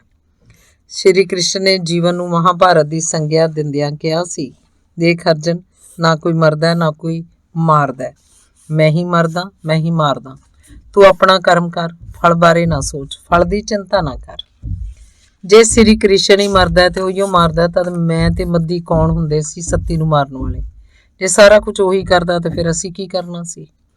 ਇਸ ਸੋਚ ਦਾ ਵੀ ਅਗਲਾ ਸਿਰਾ ਮੇਰੇ ਹੱਥ ਨਹੀਂ ਸੀ ਆ ਰਿਹਾ। ਸੋਚਦੇ ਸੋਚਦੇ ਮੇਰੀ ਅੱਖ ਲੱਗ ਗਈ। ਝੱਟ ਇੱਕ ਸੁਪਨਾ ਮੇਰੀਆਂ ਅੱਖਾਂ 'ਚ ਤੈਰਨ ਲੱਗ ਪਿਆ। ਯਾਨੀ ਸੱਤੀ ਖੜਾ ਖੜਾ ਹੱਸੀ ਜਾ ਰਿਹਾ ਸੀ। ਤੂੰ ਵੀਰ ਮੈਨੂੰ ਮਾਰਨਾ ਚਾਹੁੰਦਾ? ਤੂੰ ਤਾਂ ਕਦੋਂ ਦਾ ਇਹ ਕੰਮ ਕਰਨ ਨੂੰ ਫਿਰਦਾ ਸੀ, ਤੇਰਾ ਦਾਈ ਨਹੀਂ ਲੱਗਿਆ। ਲੈ ਹੁਣ ਮਾਰ ਲੈ, ਲਾ ਲੈ ਚਾਹ। ਮੈਂ ਤਾਂ ਹੁਣ ਸਮਝ ਮਰਿਆ ਹੀ ਪਿਆ। ਮੈਨੂੰ ਮਰੇ ਨੂੰ ਤੁਸੀਂ ਕੀ ਮਾਰੋਗੇ? ਹਾ ਹਾ ਹਾ। ਮੈਂ ਤੈਨੂੰ ਮਾਰ ਦੇਣਾ ਤੈਨੂੰ ਮੈਂ। ਤੂੰ ਸਮਝਦਾ ਕੀ ਹੈ ਆਪਣੇ ਆਪ ਨੂੰ? ਤੈਨੂੰ ਮਾਰਨਾ ਹੁਣ ਔਖਾ ਹੀ ਕੀ ਹੈ? ਭੋਰਾ ਘੰਡੀ ਨੱਪੀ ਤੇ ਚੱਲ ਗਾਂਹ ਹੋ ਮੇਰਾ ਭਾਈ। ਮਾਰ ਦੇਣਾ ਮੈਂ ਤੈਨੂੰ, ਮਾਰ ਦੇਣਾ। ਸੱਤੀ ਭੱਜ ਪਿਆ ਸੀ ਮੂਰੇ ਤੇ ਮੈਂ ਉਹਦੇ ਪਿੱਛੇ ਪਿੱਛੇ ਦੌੜ ਰਿਹਾ ਸੀ। ਮੇਰੀ ਅੱਖ ਚਪੱਟ ਖੁੱਲ ਗਈ। ਮੇਰੀ ਪਤਨੀ ਮੈਨੂੰ ਝੰਜੋੜ ਜਗਾ ਰਹੀ ਸੀ। ਕਿਹਨੂੰ ਮਾਰ ਦੇਣਾ ਤੁਸੀਂ? ਕਿਹਦੇ ਪਿੱਛੇ ਪਾਏ ਹੋਏ ਸੀ? ਦਿਨੇ ਹੀ ਮਾੜੇ ਮਾੜੇ ਸੁਪਨੇ ਆਈ ਜਾਂਦੇ ਆ। ਮੈਂ ਸ਼ਰਮਿੰਦਾ ਜਿਹਾ ਹੋ ਗਿਆ ਸੀ। ਮੈਨੂੰ ਕੋਈ ਗੱਲ ਹੀ ਨਹੀਂ ਸੀ ਸੁੱਝ ਰਹੀ। ਐਵੇਂ ਸਾਲੀ ਸੁਰਤੀ ਵੀ ਪਤਾ ਨਹੀਂ ਕਿੱਥੇ ਕਿੱਥੇ ਭੌਂਦੀ ਰਹਿੰਦੀ ਹੈ, ਇਹਨੂੰ ਵੀ ਟੇਕ ਨਹੀਂ ਆਉਂਦਾ। ਆਖ ਮੈਂ ਮੁੜ ਮੰਜੇ ਤੇ ਅੱਖਾਂ ਮੀਟ ਕੇ ਲੇਟ ਗਿਆ ਸੀ। ਧੰਨਵਾਦ। ਅੰਗ 18ਵਾਂ। ਇੱਕ ਦਿਨ ਮੱਦੀ ਦਾ ਸਾਲਾ ਆਇਆ, ਜਿਵੇਂ ਘੋੜੇ ਚੜਿਆ ਸਵਾਰ ਹੋਵੇ। ਇੱਧਰ ਉੱਧਰ ਦੀਆਂ ਗੱਲਾਂ ਮਾਰਨ ਤੋਂ ਬਾਅਦ ਕਹਿਣ ਲੱਗਾ, ਭਰਾ ਜੀ ਤੁਸੀਂ ਸਾਰੇ ਕਰੀ ਕੀ ਜਾਂਦੇ ਹੋ? ਕਿਉਂ, ਕੀ ਹੋਇਆ? ਮੈਂ ਸਹਿਬਨ ਹੀ ਪੁੱਛ ਲਿਆ। ਹਾਲੇ ਕੁਝ ਹੋਇਆ ਹੀ ਨਹੀਂ। ਭਰਾ ਤੁਹਾਡਾ ਡਿਊਟੀ 'ਚ ਪਿਆ, ਗਲੀ ਸੜੀ ਜਾਂਦਾ ਹੈ। ਸਾਰੇ ਭਰਾ ਖਾਂਦੇ ਪੀਂਦੇ ਹੋਣ, 4 ਪੈਸੇ ਵੀ ਹੈਗੇ ਹੱਥ 'ਚ, ਤੁਸੀਂ ਇੰਨੇ ਨਿਰਦਈ ਕਿਵੇਂ ਹੋਏ ਪਏ ਆ? ਉਹਦਾ ਕੋਈ ਢੰਗ ਤਰੀਕੇ ਨਾਲ ਇਲਾਜ ਕਰਾਓ, ਮਾਰਨਾ ਥੋੜਾ ਵਿਚਾਰੇ ਨੂੰ। ਮੈਂ ਸੋਚਿਆ ਇਹਨੂੰ ਮੱਦੀ ਨੇ ਭੇਜਿਆ ਹੋਣਾ, ਆਪ ਤਾਂ ਉਹ ਕੁਝ ਕਹਿ ਨਹੀਂ ਸੀ ਸਕਦਾ, ਸਾਲੇ ਨੂੰ ਵਕੀਲ ਬਣਾ ਕੇ ਭੇਜਤਾ ਹੋਣਾ। ਮੈਨੂੰ ਗੁੱਸਾ ਵੀ ਆਇਆ ਤੇ ਸ਼ਰਮ ਵੀ। ਕਰਦੇ ਆ ਰਿਸ਼ਤੇਦਾਰਾਂ, ਕਰਦੇ ਆ ਕੁਝ, ਉਹ ਤਾਂ ਡਾਕਟਰ ਦੀ ਸਲਾਹ ਤੇ ਹੀ ਪੱਟੀਆਂ ਕਰਵਾਈ ਜਾਂਦੇ ਆ, ਕਰਦੇ ਆ ਕੁਝ। ਕਰੋ ਭਰਾ ਜੀ, ਕਰੋ ਕੁਝ, ਤੁਸੀਂ ਵੱਡੇ ਆ ਤੇ ਸਿਆਣੇ ਹੋ। ਭਰਾ ਕਿਤੇ ਧਰੇ ਪਏ ਆ ਦੁਨੀਆ 'ਚ, ਸਭ ਕੁਝ ਮਿਲ ਜਾਂਦਾ, ਸਕਾ ਭੈਣ ਭਰਾ ਨਹੀਂ ਮਿਲਦਾ। ਆਖੋ ਜਿਵੇਂ ਚੜੇ ਘੋੜੇ ਆਇਆ ਸੀ ਉਵੇਂ ਤੁਰ ਗਿਆ, ਪਰ ਮੇਰੇ ਲਈ ਸ਼ਰਮ ਦਾ ਇੱਕ ਬੁੱਲਾ ਛੱਡ ਗਿਆ। ਲੋਕ ਵੀ ਸਾਲੇ ਤੁਖਣਾ ਦੇਣੋਂ ਬਾਜ ਨਹੀਂ ਆਉਂਦੇ। ਆਪ ਕੁਝ ਕਰਨਾ ਧਰਨਾ ਨਹੀਂ ਹੁੰਦਾ, ਉਂਗਲੀ ਲਾਉਣ ਨੂੰ ਬਾਹਲੇ ਹੁਸ਼ਿਆਰ ਰਹਿੰਦੇ ਆ, ਮੈਂ ਸੋਚ ਗਿਆ ਸੀ। ਮੱਦੀ ਤਾਂ ਹਰ ਰੋਜ਼ ਹੀ ਲੰਘਦਾ ਵੜਦਾ ਆ ਜਾਂਦਾ ਸੀ, ਉਹ ਵੀ ਹਸਪਤਾਲ ਬੁਲੇਟਿਨ ਵਾਂਗ ਹਰ ਰੋਜ਼ ਸੱਤੀ ਦੀ ਸਿਹਤ ਦਾ ਵੇਰਵਾ ਦੇ ਜਾਂਦਾ। ਭਰਾ ਜੀ, ਸੱਤੀ ਦੀ ਹੋਰ ਤਾਂ ਕੋਈ ਔਖ ਨਹੀਂ, ਟੱਟੀ ਪਿਸ਼ਾਬ ਤਾਂ ਬਹੁਤ ਔਖਾ ਹੈ। ਇਸ ਉਮਰ 'ਚ ਸਿਆਣੇ ਬਿਆਣੇ ਬੰਦੇ ਦਾ ਗੂੰ ਮਦਾ ਕਰਨਾ ਬੜਾ ਮੁਸ਼ਕਿਲ ਹੈ, ਬਹੁਤ ਸੂਗ ਆਉਂਦੀ ਹੈ। ਉਹਦਾ ਖਾਣ ਪੀਣ ਘਟਾ ਦਿਓ, ਥੋੜਾ ਦਿਓ ਖਾਣ ਨੂੰ, ਮੈਂ ਸਲਾਹ ਦਿੱਤੀ। ਉਹ ਵੀ ਕਰੀ ਜਾਂਦੇ ਆ, ਜਵਾਕ ਤਾਂ ਕੋਈ ਉਹਦੇ ਨੇੜੇ ਨਹੀਂ ਲੱਗਦਾ। ਮੈਂ ਹੀ ਆ ਜੋ ਕਰਦਿਆਂ ਸਵੇਰੇ ਸਕੂਲ ਜਾਣ ਲੱਗਿਆ ਇੱਕ ਬ੍ਰੈਡ ਪੀਸ ਤੇ ਚਾਹ ਦਾ ਕੱਪ ਦੇ ਕੇ ਜਾਣਾ, ਇੱਕ ਬ੍ਰੈਡ ਪੀਸ ਰਾਤ ਨੂੰ ਦੇਈਦਾ। ਇੰਨੇ ਨਾਲ ਵੀ ਉਹ ਹੱਗ ਢੇਰ ਲਾ ਦਿੰਦਾ। ਉਹ ਸੌਖੇ ਹੋ ਕੇ ਗਿਆ। ਇਹਨੂੰ ਅੰਗਰੇਜ਼ੀ 'ਚ ਨੈਚੁਰਲ ਗੱਲ ਕਹਿੰਦੇ ਨੇ। ਭਾਵੇਂ ਕੁਝ ਵੀ ਨਾ ਦਿਓ ਖਾਣ ਨੂੰ, ਇਹ ਤਾਂ ਹੋ ਹੀ ਜਾਣਾ, ਇਹੀ ਤਾਂ ਔਖ ਹੁੰਦੀ ਹੈ ਬੰਦੇ ਦੀ। ਮੈਂ ਆਖਿਆ। ਇੱਕ ਦਿਨ ਕਹਿਣ ਲੱਗਾ, ਭਰਾ ਜੀ ਮੈਨੂੰ ਲੱਗਦਾ ਸੱਤੀ ਹੁਣ 2-4 ਦਿਨ ਦੀ ਖੇਡ ਆ। ਅੱਜ ਤੱਕ ਘੁੰਡ ਮੁੜੇ ਪਏ ਸੀ ਉਹਦੇ, ਚਿਹਰਾ ਵੀ ਪੀਲਾ ਜਰਦ ਹੋਇਆ ਪਿਆ। 2-4 ਦਿਨ ਹੀ ਮਸਾਂ ਕੱਟੂ। ਸੁਣ ਕੇ ਮੈਂ ਹੱਸ ਪਿਆ ਸੀ। ਮੱਦੀ ਇਹੋ ਜਿਹੀਆਂ ਸਨਤਾਂ ਨਹੀਂ ਮਾਰੀ ਦੀਆਂ ਹੁੰਦੀਆਂ ਜਲਦੀ। ਇਹ ਤਾਂ ਆਪਣੇ ਪੂਰੇ ਬਦਲੇ ਲੈ ਕੇ ਜਾਊ। ਆਪਾਂ ਭਾਵੇਂ ਚਲੇ ਜਾਈਏ, ਇਹ ਨਹੀਂ ਜਾਂਦਾ ਕਿਤੇ। ਫਿਰ ਹੁਣ? ਉਸ ਪੁੱਛਿਆ। ਮੈਂ ਲੱਭ ਰਿਹਾ ਕੋਈ ਬੰਦਾ ਜਿਹੜਾ ਹਸਪਤਾਲ 'ਚ ਇਹਦੀ ਦੇਖਭਾਲ ਕਰਨ ਲਈ ਮਿਲ ਜਾਏ। ਮੈਂ ਆਖਿਆ ਹੋਇਆ ਕਈਆਂ ਨੂੰ, ਬੰਦਾ ਮਿਲਦੇ ਹੀ ਆਪਾਂ ਇਹਨੂੰ ਹਸਪਤਾਲ 'ਚ ਦਾਖਲ ਕਰਵਾ ਕੇ ਇਹਦਾ ਇਲਾਜ ਕਰਾਉਂਦੇ ਹਾਂ। ਇਉਂ ਕਿੰਨਾ ਕੁ ਚਿਰ ਦੁੱਖ ਜਰਦੇ ਰਹਾਂਗੇ। ਮੈਂ ਆਖ ਦਿੱਤਾ। ਮੇਰੇ ਖਿਆਲ 'ਚ ਤਾਂ ਇਹਦਾ 2-4 ਦਿਨਾਂ 'ਚ ਹੀ ਬੇੜਾ ਪਾਰ ਹੋ ਜਾਊ। ਦੇਖ ਲੈਂਦੇ ਹਾਂ, ਮੱਦੀ ਨੇ ਇੱਕ ਉਮੀਦ ਜਿਹੀ ਨਾਲ ਆਖਿਆ। ਤੂੰ ਛੱਡ ਇਹ ਗੱਲਾਂ, ਇਹੋ ਜਿਹਾ ਚਮਤਕਾਰ ਕਦੀ ਨਹੀਂ ਹੋਣਾ। ਆਪਾਂ ਨੂੰ ਕੋਈ ਹੋਰ ਢੰਗ ਤਰੀਕਾ ਵੀ ਲੱਭਣਾ ਪੈਣਾ। ਇੱਕ ਦਿਨ ਮੇਰੇ ਇੱਕ ਮਿੱਤਰ ਨੇ ਦੱਸਿਆ ਵੀ ਸਰਕਾਰੀ ਹਸਪਤਾਲ 'ਚ ਇੱਕ ਮਿੱਤਲ ਨਾਂ ਦਾ ਹੱਡੀਆਂ ਦਾ ਬਹੁਤ ਸਿਆਣਾ ਡਾਕਟਰ ਬਾਹਰੋਂ ਬਦਲ ਕੇ ਆਇਆ। ਭਰਾ ਨੂੰ ਉੱਥੇ ਦਿਖਾ ਲਓ, ਸ਼ਾਇਦ ਕੋਈ ਗੱਲ ਸਿਰੇ ਲੱਗ ਹੀ ਜਾਵੇ। ਮੈਂ ਬੰਦੇ ਲਈ ਕਈਆਂ ਨੂੰ ਆਖਿਆ ਹੋਇਆ ਸੀ। ਇੱਕ ਲੋੜਵੰਦ ਨਸ਼ੇੜੀ ਮੁੰਡਾ ਸੱਤੀ ਦੀ ਦੇਖਭਾਲ ਕਰਨ ਲਈ ਮੰਨ ਵੀ ਗਿਆ ਸੀ। ਅਸੀਂ ਸੱਤੀ ਨੂੰ ਸਰਕਾਰੀ ਹਸਪਤਾਲ ਲੈ ਕੇ ਗਏ। ਡਾਕਟਰ ਮਿੱਤਲ ਨੂੰ ਸਾਰੀ ਕਹਾਣੀ ਦੱਸੀ। ਉਹ ਹੱਸ ਕੇ ਆਖਿਆ, ਜ਼ਖਮ ਉੱਤੋਂ ਥੋੜਾ ਭਰਦਾ ਹੁੰਦਾ, ਇਹ ਤਾਂ ਅੰਦਰੋਂ ਹੀਲ ਹੋ ਕੇ ਬਾਹਰ ਵੱਲ ਆਉਂਦਾ। ਪਹਿਲਾਂ ਅੰਦਰੋਂ ਹੀਲ ਕਰਨ ਦਾ ਕੋਈ ਇਲਾਜ ਕਰੀਏ।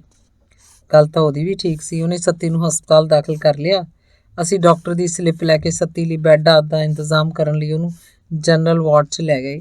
ਉਹ ਵੀਲ ਚੇਅਰ 'ਤੇ ਬੈਠਾ ਰਿਹਾ ਤੇ ਮੈਂ ਹੈੱਡ ਨਰਸ ਦੇ ਕਮਰੇ ਵੱਲ ਚਲਾ ਗਿਆ। ਉੱਥੇ 5-6 ਨਰਸਾਂ ਕੁਰਸੀਆਂ 'ਤੇ ਬੈਠੀਆਂ ਗੱਲਾਂ ਬਾਤਾਂ ਮਾਰਨ 'ਚ ਰੁੱਝੀਆਂ ਸੀ। ਮੇਜ਼ 'ਤੇ ਉਹਨਾਂ ਮੂੰਗਫਲੀ ਰੱਖੀ ਹੋਈ ਸੀ, ਜਿਸ 'ਚੋਂ ਕੁੱਕੜੀਆਂ ਵਾਂਗੂ ਠੂੰਗਾ ਮਾਰ ਰਹੀਆਂ ਸੀ। ਮੈਂ ਸਲਿੱਪ ਹੱਥ 'ਚ ਫੜੀ ਉੱਥੇ ਖਲੋਤਾ ਰਿਹਾ। ਕਿਸੇ ਨੇ ਮੇਰੇ ਵੱਲ ਧਿਆਨ ਨਾ ਦਿੱਤਾ। ਜਦੋਂ ਮੂੰਗਫਲੀ ਮੁੱਕ ਗਈ ਤਾਂ ਅਚਾਨਕ ਇੱਕ ਨਰਸ ਨੇ ਮੇਰੇ ਵੱਲ ਦੇਖ ਕੇ ਪੁੱਛਿਆ, ਹਾਂ ਮਿਸਟਰ, ਜੇ ਤੁਸੀਂ ਮੂੰਗਫਲੀ ਤੋਂ ਵਿਹਲੇ ਹੋ ਗਏ ਹੋ ਤਾਂ ਮੈਂ ਕੁਝ ਦੱਸਾਂ? ਮੈਂ ਹਰ ਕੇ ਆਖਿਆ, ਦੱਸੋ ਵਿਹਲੇ ਹੀ ਆ ਹੁਣ। ਉਸ ਕੁਝ ਝੇਪ ਜੀ ਮੰਨਦਿਆਂ ਆਖਿਆ। ਮੈਂ ਡਾਕਟਰ ਵਾਲੀ ਸਲਿੱਪ ਉਹਦੇ ਹੱਥ ਫੜਾ ਦਿੱਤੀ।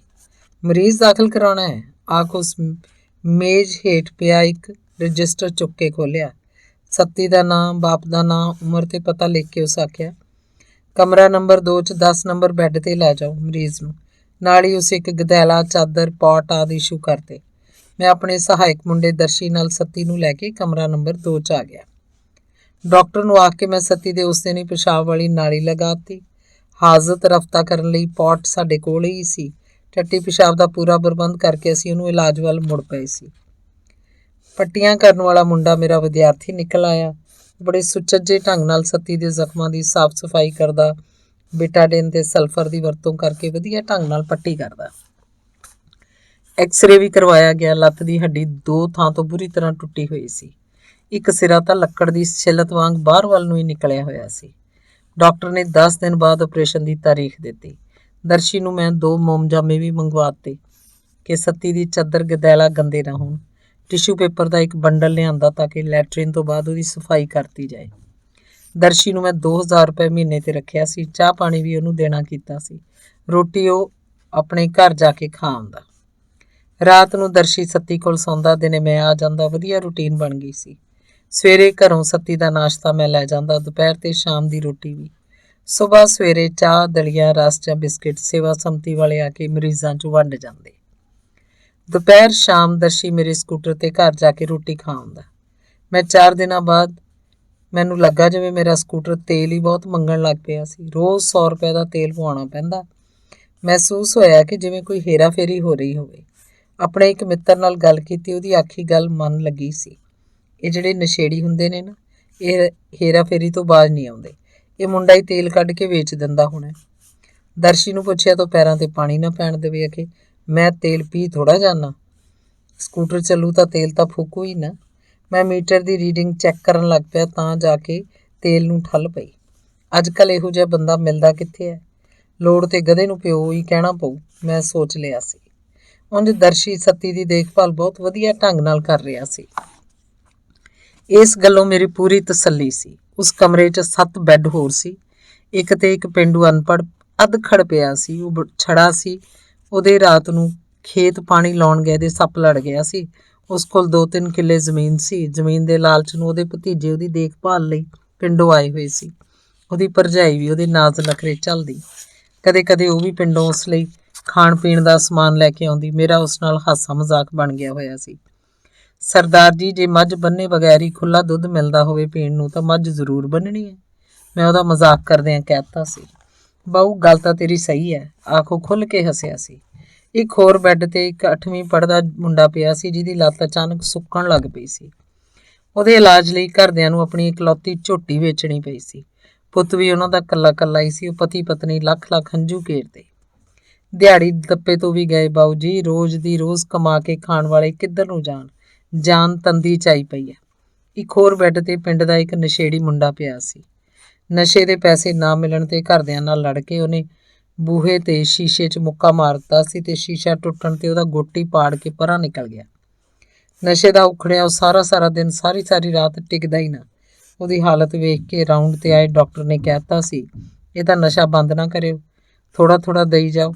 ਇੱਕਦਮ ਨਸ਼ਾ ਬੰਦ ਕਰ ਦੇਣ ਨਾਲ ਕਈ ਹੋਰ ਝੰਜਟ ਪੈ ਜਾਣਾ। ਇਹੋ ਜਿਹੇ ਪੇਸ਼ੈਂਟ ਨੂੰ ਪ੍ਰੇਮ ਨਾਲ ਕੰਟਰੋਲ ਕਰਨਾ ਪੈਂਦਾ। ਇੱਕ ਬੈੱਡ ਤੇ ਇੱਕ ਹੋਰ ਨੌਸਰਬਾਜ਼ ਪਿਆ ਸੀ। ਉਹਨੇ ਆਪਣੇ ਵਿਰੋਧੀ ਤੇ ਮੁਕੱਦਮਾ ਬਣਾਉਣ ਲਈ ਆਪਣੀ ਇੱਕ ਉਂਗਲ ਆਪ ਹੀ ਟੋਕੇ ਨਾਲ ਵੱਢ ਲਈ ਸੀ। ਉਹ ਆਪਣੇ ਦੁਸ਼ਮਣਾਂ ਤੇ ਪੁਲਿਸ ਕੇਸ ਬਣਾਉਂਦਾ ਚਾਹੁੰਦਾ ਸੀ। ਉਹਦੇ ਬਿਆਨ ਲੈਣ ਲਈ 1-2 ਵਾਰ ਥਾਣੇ ਪੁਲਿਸ ਦੇ ਸਿਪਾਹੀ ਆਏ ਵੀ ਸੀ। ਸੱਤੀ ਦੀ ਪੁਰਾਣੀ ਆਦਤ ਮੁੜ ਜਾਗ ਪਈ ਸੀ। ਜਦੋਂ ਆਲੇ ਦੁਆਲੇ ਦੇ ਬੈੱਡਾਂ ਵਾਲੇ ਕੁਝ ਖਾਣ ਪੀਣ ਲੱਗਦੇ, ਉਹ ਹਲਕਿਆਂ ਵਾਂਗ ਉਹਨਾਂ ਵੱਲ ਝਾਕਦਾ ਰਹਿੰਦਾ।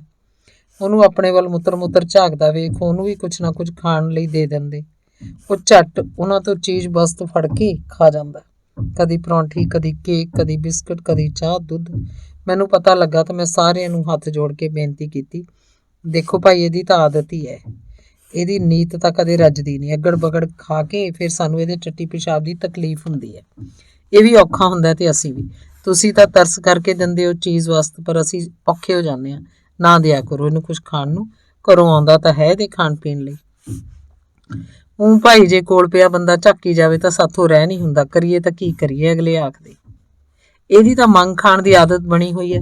ਇਹ ਰੱਜਿਆ ਹੋਇਆ ਵੀ ਭੁੱਖ ਤਾਂ ਇਹਦੇ ਹੱਡਾਂ 'ਚ ਵਸੀ ਹੋਈ ਆ। ਤੁਸੀਂ ਇਹਦੀ ਭੁੱਖ ਦਾ ਇਲਾਜ ਨਹੀਂ ਕਰ ਸਕਦੇ, ਮੈਂ ਕਹਿ ਦਿੱਤਾ ਸੀ। ਮੈਂ ਸੱਤੀ ਨੂੰ ਵੀ ਇਸ ਗੱਲੋਂ ਤਾੜਿਆ ਤਾਂ ਮੂੰਹ ਜਿਹਾ ਵਿੰਗਾ ਕਰਕੇ ਕਹਿਣ ਲੱਗਾ, ਵੀਰ ਆਪੇ ਦੇ ਦਿੰਦੇ ਆ, ਮੈਂ ਕਿਹੜਾ ਮੰਗਦਾ ਇਹਨਾਂ ਤੋਂ, ਦਿੰਦੇ ਆ ਤਾਂ ਲੈ ਲੈਣਾ। ਮੂੰਹ ਤਾਂ ਤੇਰੇ ਨਾਲ ਹੈ, ਗੱਜ ਭਰ ਦੀ ਜ਼ੁਬਾਨ ਹੈ ਤੇਰੀ, ਨਾ ਨਹੀਂ ਕਰ ਮਰ ਹੁੰਦੀ।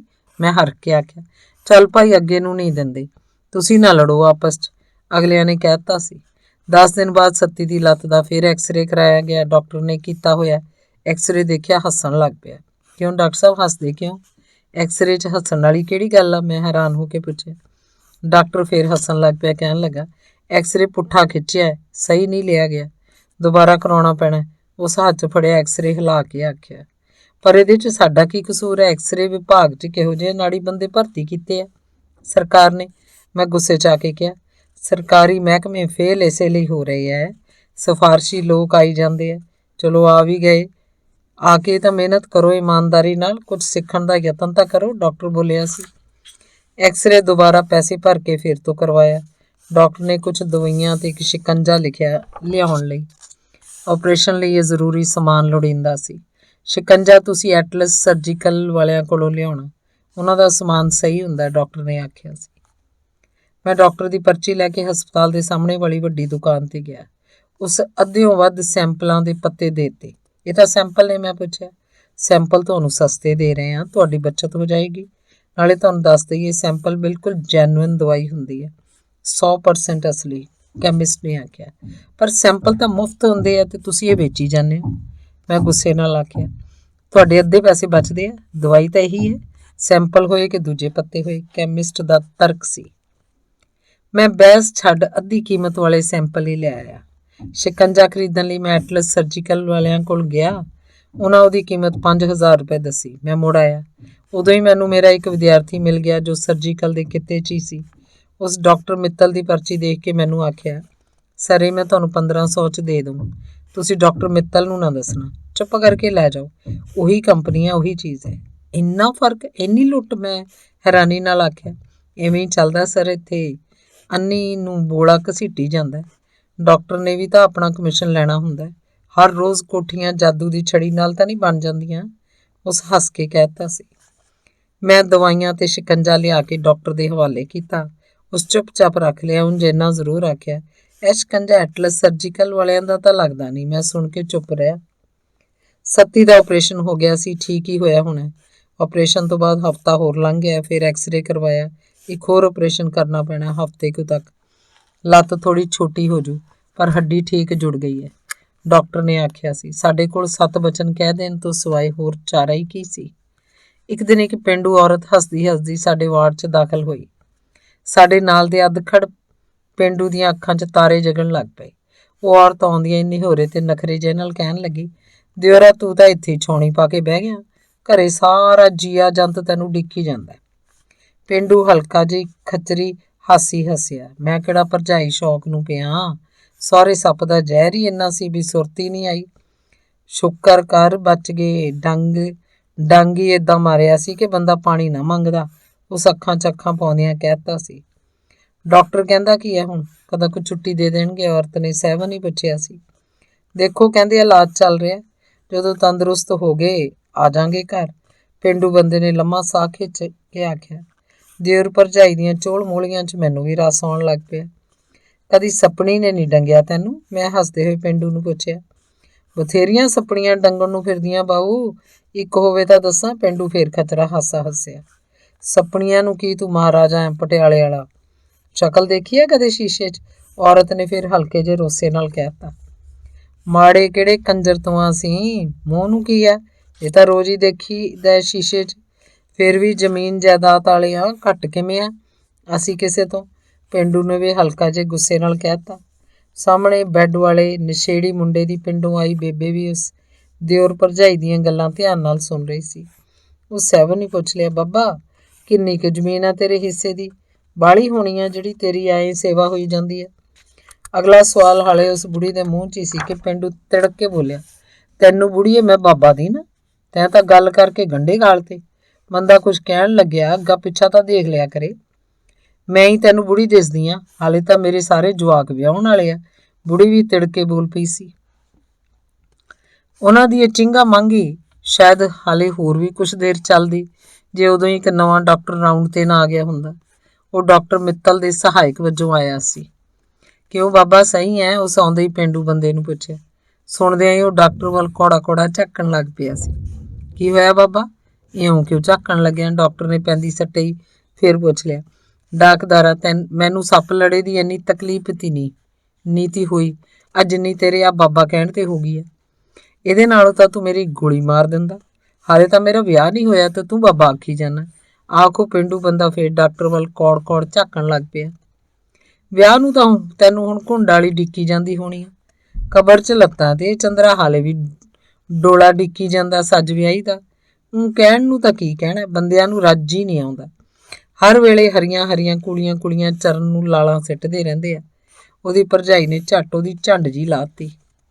ਮੈਂ ਤਾਂ ਐਵੇਂ ਕਿਹਾ ਤੀ, ਤੂੰ ਕਾਹਨੂੰ ਅੱਖਾਂ ਕੱਢਣ ਲੱਗ ਪਈ? ਇਹ ਤਾਂ ਡਾਕਟਰ ਨਾਲ ਗੱਲ ਤੀ। ਪੜ੍ਹਿਆ ਲਿਖਿਆ ਬੰਦਾ ਪੜ੍ਹਿਆ ਲਿਖਿਆ ਵਾਲੀ ਗੱਲ ਕਰੇ ਹੈ। ਆਖੋ ਬੇਸ਼ਰਮ ਹੁੰਦਾ ਦੰਦੀਆਂ ਜੀਆਂ ਕੱਢਣ ਲੱਗ ਪਿਆ। ਪੱਟੀਆਂ ਕਰਨ ਵਾਲਾ ਕੰਪਾਊਂਡਰ ਮੁੰਡਾ ਡਾਕਟਰ ਦੇ ਪਿੱਛੇ ਪਿੱਛੇ ਹਰੇਕ ਬੈੱਡ ਕੋਲ ਆ ਰਿਹਾ ਸੀ। ਇਹ ਹੁਣ ਇੱਥੇ ਆ ਗਿਆ। ਪੇਂਡੂ ਬੰਦੇ ਵੱਲੋਂ ਵਿਹਲਾ ਹੋ ਕੇ ਡਾਕਟਰ ਸਾਡੇ ਬੈੱਡ ਕੋਲ ਆ ਕੇ ਸੱਤੀ ਨੂੰ ਦੇਖਦਿਆਂ ਹੀ ਬੋਲਿਆ। ਮੈਂ ਸਮਝ ਗਿਆ ਸੀ ਕਿ ਇਹ ਉਹੀ ਜਗਰਾਵਾਂ ਤੋਂ ਬਦਲ ਕੇ ਆਇਆ ਡਾਕਟਰ ਹੀ ਹੋਣਾ ਜਿਹਨੇ ਸੱਤੀ ਦੇ ਜ਼ਖਮ ਤੇ ਪਲਸਤਰ ਠੋਕ ਦਿੱਤਾ ਸੀ। ਉਹਨੂੰ ਦੇਖਦਿਆਂ ਹੀ ਮੈਨੂੰ ਰੋਹ ਚੜ੍ਹ ਗਿਆ। ਉਹਦੇ ਸ਼ਬਦ ਬੋਚਦੇ ਮੈਂ ਆਖਿਆ, ਤੁਸੀਂ ਤਾਂ ਡਾਕਟਰ ਪੂਰੀ ਟਰਾਈ ਕੀਤੀ ਸੀ ਕਿ ਮਰੀਜ਼ ਤਾਂ ਸਿੱਧਾ ਹੀ ਚਲਾ ਜਾਵੇ, ਪਰ ਕਈ ਢੀਠ ਪੇਸ਼ੈਂਟ ਫਿਰ ਵੀ ਬਚ ਜਾਂਦੇ ਆ। ਮੇਰੇ ਵਾਰ ਕਰਨ ਤੇ ਇੱਕਦਮ ਤਿਲ ਮਿਲਾ ਉੱਠਿਆ। ਕੀ ਮਤਲਬ ਹੈ ਤੁਹਾਡਾ? What do you mean?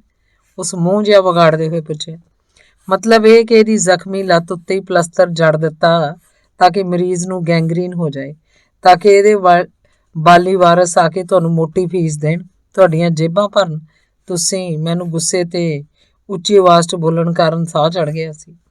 ਹੱਡੀ ਤਾਂ ਇਹਦੀ ਬਾਹਰ ਲਮਕਦੀ ਸੀ, ਨਾ ਲਾਉਂਦੇ ਤਾਂ ਹੱਡੀ ਨਿਕਲ ਕੇ ਡਿੱਗ ਪੈਣੀ ਸੀ। ਅਸੀਂ ਡਾਕਟਰ ਸਵਾਈਆਂ ਦੇਣ ਤੇ ਆ ਗਏ। ਸਾਰਾ ਵਾਰਡ ਸਾਡੀ ਗੱਲਬਾਤ ਨੂੰ ਹੈਰਾਨੀ ਨਾਲ ਸੁਣਨ ਲੱਗ ਪਿਆ ਸੀ। ਫਿਰ ਉਹ ਸੁੱਕੀ ਲੱਤ ਵਾਲੇ ਮੁੰਡੇ ਦੇ ਬੈੱਡ ਕੋਲ ਗਿਆ, ਲੱਤ ਨੂੰ ਹਿਲਾ ਹਿਲਾ ਉਹਦਾ ਮੁਆਇਨਾ ਕਰਦਾ ਰਿਹਾ। ਦੱਸਦੇ ਹਾਂ ਤੁਹਾਨੂੰ, ਇਸ ਕੰਪਾਊਂਡਰ ਮੁੰਡੇ ਨਾਲ ਗੱਲ ਕਰ ਲੈਣਾ। ਆਖੋ ਕੰਪਾਊਂਡਰ ਮੁੰਡੇ ਦੇ ਕੰਨ 'ਚ ਫੁੱਸ-ਫੁੱਸ ਜੀ ਕਰਕੇ ਵਾਰਡ ਤੋਂ ਬਾਹਰ ਨਿਕਲ ਗਿਆ।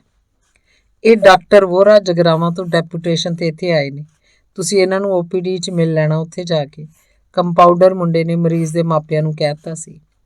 ਸੁੱਕੀ ਲੱਤ ਵਾਲੇ ਮੁੰਡੇ ਦਾ ਪਿਓ ਦਵਾ ਸੱਟ OPD ਵੱਲ ਭੱਜਿਆ। ਅੱਧੇ ਘੰਟੇ ਬਾਅਦ ਮੁੜ ਕੇ ਆਇਆ ਤਾਂ ਉਹਦੇ ਚਿਹਰੇ ਤੇ ਹਵਾਈਆਂ ਉੱਡ ਰਹੀਆਂ ਸੀ। ਉਹਦੇ ਮੱਥੇ ਤੋਂ ਮੁੜਕਾ ਚੋ ਰਿਹਾ ਸੀ। ਉਹ ਲਗਭਗ ਘਬਰਾਇਆ ਹੋਇਆ ਜਾਪ ਰਿਹਾ ਸੀ। ਕੀ ਹੋਇਆ ਭਾਈ? ਮੈਂ ਉਹਦੀ ਪਤਲੀ ਹਾਲਤ ਵੇਖ ਕੇ ਪੁੱਛਿਆ। ਡਾਕਟਰ 5000 ਮੰਗਦਾ, ਨਹੀਂ ਤਾਂ ਲੱਤ ਵੱਢਣੀ ਪਊ, ਉਸ ਰੋਂਦੂ ਜੀ ਆਵਾਜ਼ 'ਚ ਆਖਿਆ। ਕਾਹਦਾ ਮੰਗਦਾ ਹੈ 5000? ਇਹਨਾਂ ਨੇ ਅੱਡ ਲਹੂ ਪੀਤਾ ਹੋਇਆ ਲੋਕਾਂ ਦਾ। ਮੇਰੇ ਮੂੰਹੋਂ ਰੋਕਦੇ ਰੋਕਦੇ ਵੀ ਨਿਕਲ ਗਿਆ ਸੀ। ਕਹਿੰਦਾ ਮੇਰੀ ਫੀਸ ਹੈ, ਨਹੀਂ ਤਾਂ ਜਿਵੇਂ ਤੁਹਾਡੀ ਮਰਜ਼ੀ। ਮੁੰਡੇ ਦਾ ਪਿਓ ਤਾਂ ਹੌਕੀ ਭਰਨ ਲੱਗ ਪਿਆ। ਹੁਣ ਤਾਂ ਭਾਈ ਦੁਨੀਆ ਬੁੱਚੜ ਹੋਈ ਪਈ ਹੈ। ਇਹਨਾਂ ਲੋਕਾਂ ਨੇ ਆਪਾਂ ਰੱਬ ਸਮਝਦੇ ਤੇ ਲੋ ਦੇਖ ਲਓ ਇਹਨਾਂ ਦੀਆਂ ਚਾਲਾਂ ਵੀ। ਪੇਂਡੂ ਬੰਦੇ ਨੇ ਵੀ ਹਾ ਦਾ ਨਾਰਾ ਮਾਰਤਾ ਸੀ। ਮੈਂ ਬਣਾਉਣਾ ਬੰਦਾ ਇਹਨੇ ਸਮਝਿਆ ਕੀ ਹੈ ਵੀ ਜਨਤਾ ਕੱਟੇ ਵੱਛੀਆਂ ਦੀ ਹੈ। ਮੈਂ ਕਚੀਚੀ ਵੱਟ ਕੇ ਵਾਰਡ 'ਚੋਂ ਬਾਹਰ ਆ ਗਿਆ। ਮੈਨੂੰ ਪਤਾ ਸੀ ਮੇਰੇ 1-2 ਵਿਦਿਆਰਥੀ ਡਾਕਟਰ ਬਣ ਕੇ ਇਸੇ ਹਸਪਤਾਲ 'ਚ ਕੰਮ ਕਰ ਰਹੇ ਆ। ਮੈਂ ਤੱਤ ਭੜੱਤੀ 'ਚ ਗੁੱਸਾ ਖਾ ਕੇ ਉਹਨਾਂ ਨੂੰ ਮਿਲਿਆ। ਜਗਰਾਵਾਂ ਵਾਲੇ ਡਾਕਟਰ ਵੋਹਰਾ ਦੀ ਕਾਰਸਤਾਨੀ ਉਹਨਾਂ ਨੂੰ ਦੱਸੀ। ਉਹ ਕੁਝ ਝਿਜਕਦੇ ਜਿਹੇ ਕਹਿਣ ਲੱਗੇ, ਸਰ ਤੁਹਾਡੀ ਗੱਲ ਬਿਲਕੁਲ ਸਹੀ ਆ। ਕੁਝ ਲਾਲਚੀ ਲੋਕ ਸਾਡੇ ਇਸ ਪੇਸ਼ੇ 'ਚ ਵੀ ਆ ਘੁਸੇ ਨੇ। ਇੱਕ ਕਾਲੀ ਭੇਡ ਸਾਰੇ ਇੱਜੜ ਨੂੰ ਬਦਨਾਮ ਕਰ ਦਿੰਦੀ ਹੈ।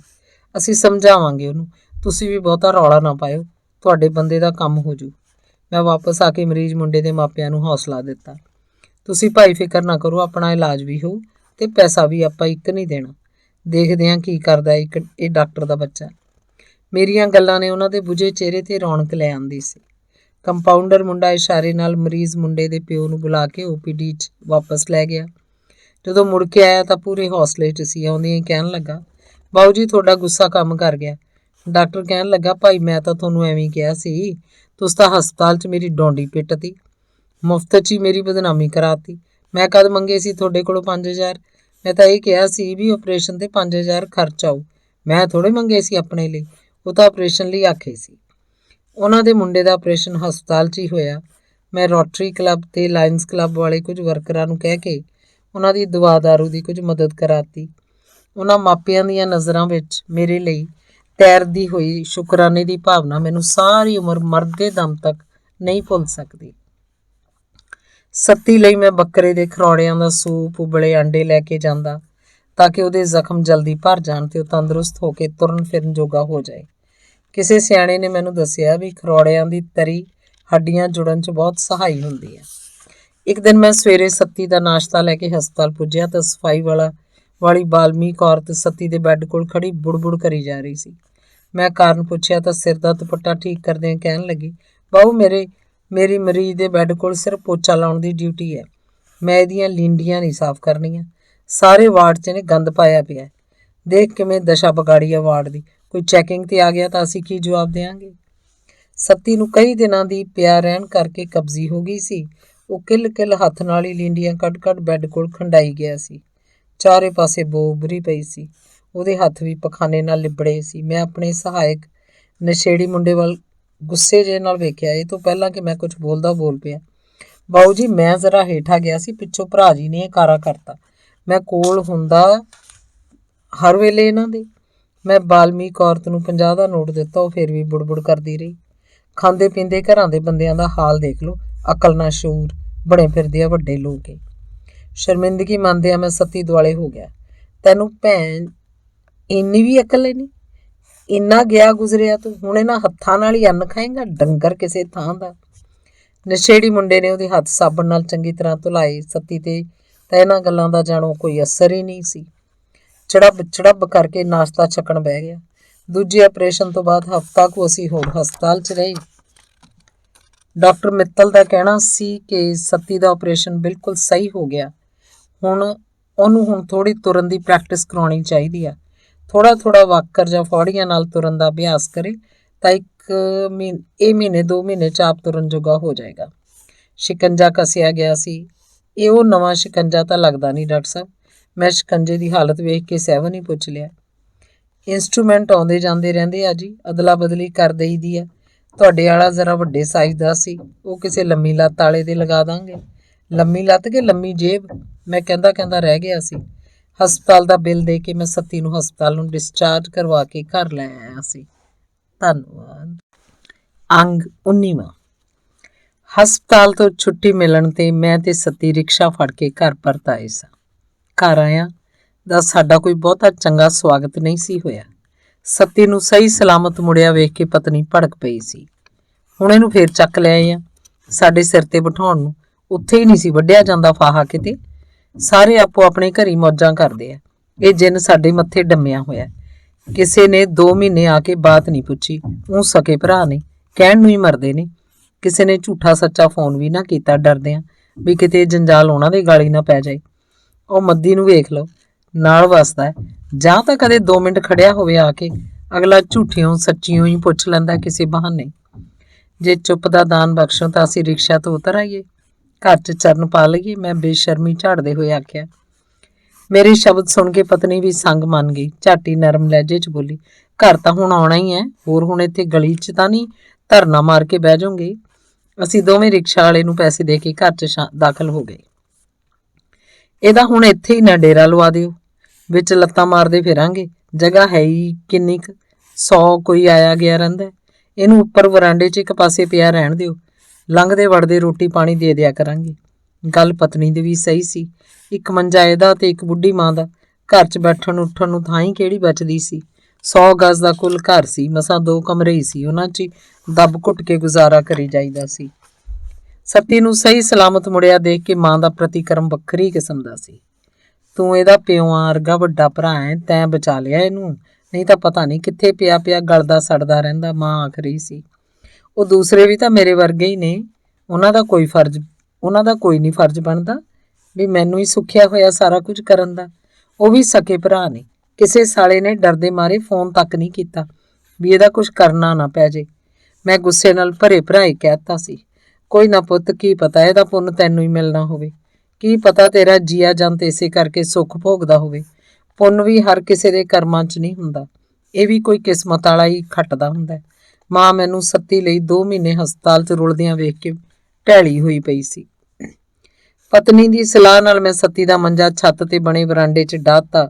ਉੱਪਰ ਹੀ ਬਣੇ ਫਲੱਸ਼ ਬਾਥਰੂਮ 'ਚ ਉਹਦੇ ਨਹਾਉਣ ਧੋਣ ਦਾ ਇੰਤਜ਼ਾਮ ਕਰਤਾ। ਉਹ ਉੱਪਰ ਮੰਜੀ ਤੇ ਪਿਆ ਰਹਿੰਦਾ, ਕੋਈ ਚੀਜ਼ ਚਾਹੀਦੀ ਹੁੰਦੀ ਤਾਂ ਮੰਗ ਲੈਂਦਾ। ਸੱਤੀ ਨਾਲ ਮੇਰਾ ਹੁਣ ਇੱਕ ਨਿਤਨੇਮ ਹੀ ਬਣ ਗਿਆ ਸੀ।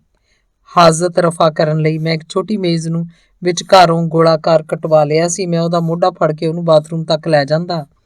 ਉਸ ਕੁਰਸੀ ਨੁਮਾ ਮੇਜ਼ ਤੇ ਬਹਿ ਕੇ ਹਾਜ਼ਤ ਰਫਾ ਕਰਦਾ, ਮੁੜ ਉਹਨੂੰ ਉੱਥੇ ਹੀ ਨਵਾ ਦਿੰਦਾ। ਕੱਪੜੇ ਬਦਲ ਕੇ ਉਹਨੂੰ ਬਾਹਰ ਲਿਆ ਕੇ ਮੰਜੀ ਤੇ ਲਟਾ ਦਿੰਦਾ। ਕੁਝ ਖਾਣ ਪੀਣ ਨੂੰ ਦੇ ਦਿੱਤਾ ਜਾਂਦਾ। ਮੁੜ ਉਹ ਦੁਪਹਿਰ ਤੱਕ ਲੇਟਿਆ ਰਹਿੰਦਾ। ਦੁਪਹਿਰ ਫੇਰ ਬੈਠੇ ਬਿਠਾਏ ਨੂੰ ਭੋਜਨ ਮਿਲ ਜਾਂਦਾ। ਇੱਦਾਂ ਹੀ ਸ਼ਾਮ ਦੀ ਚਾਹ ਤੇ ਰਾਤ ਦੀ ਰੋਟੀ। ਹਰ ਰੋਜ਼ ਉਹਦੇ ਸ਼ਿਕੰਜੇ ਦੇ 1-2 ਪੇਚ ਢਿੱਲੇ ਕਰਨੇ ਪੈਂਦੇ। ਡਾਕਟਰ ਦੀ ਇਹੋ ਹਦਾਇਤ ਸੀ।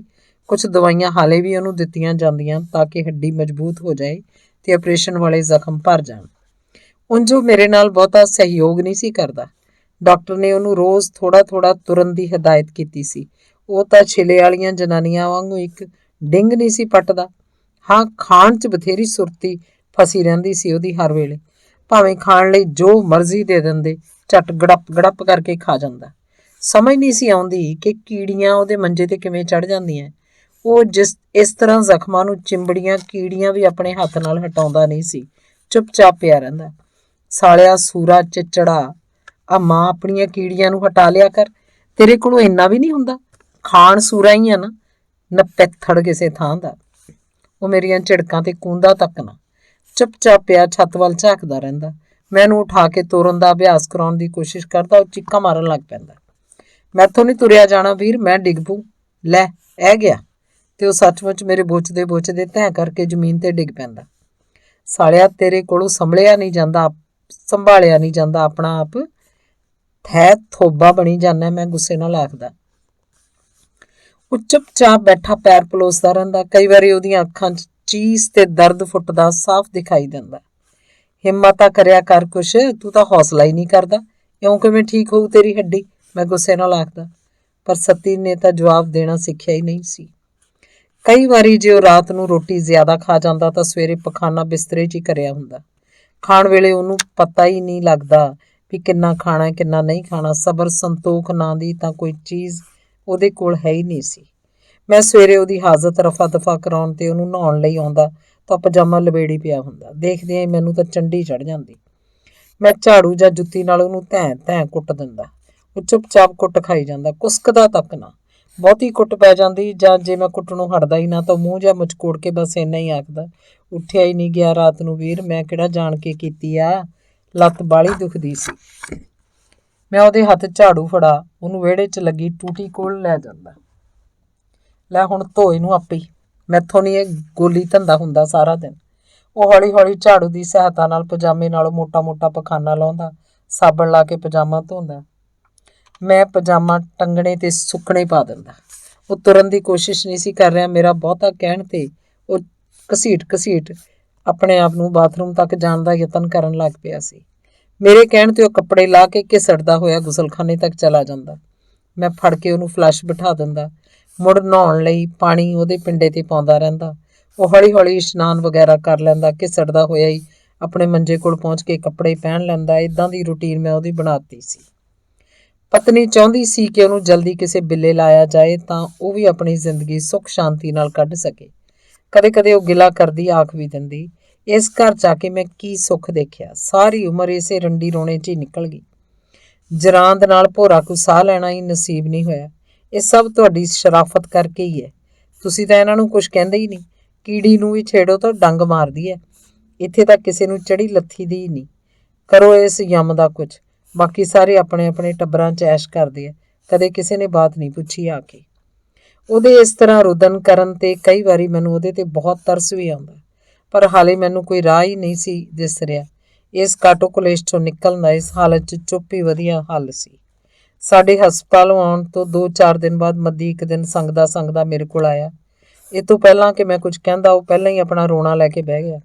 ਭਰਾ ਜੀ, ਮੇਰਾ ਟੱਬਰ ਤਾਂ ਮੇਰੇ ਬਿਲਕੁਲ ਕਹਿਣੇ 'ਚ ਨਹੀਂ। ਜਵਾਕ ਕੋਈ ਗੱਲ ਸੁਣਦੇ ਨਹੀਂ। ਕੰਜਰਾਂ ਨੂੰ ਮੈਂ ਕਈ ਵਾਰੀ ਆਖਿਆ ਸੀ ਬਈ ਉਹ ਹਸਪਤਾਲ ਜਾ ਕੇ ਸੱਤੀ ਦਾ ਪਤਾ ਲੈ ਆਉਣ, ਤੁਹਾਡੀ ਕੋਈ ਮਦਦ ਕਰ ਦੇਣ। ਨਾ ਜੀ, ਇਹ ਕਿਹੜਾ ਸੁਣੀ ਇਹਨਾਂ ਨੇ। ਮੇਰਾ ਆਪਣਾ ਬਲੱਡ ਪ੍ਰੈਸ਼ਰ ਵਧਿਆ ਰਿਹਾ।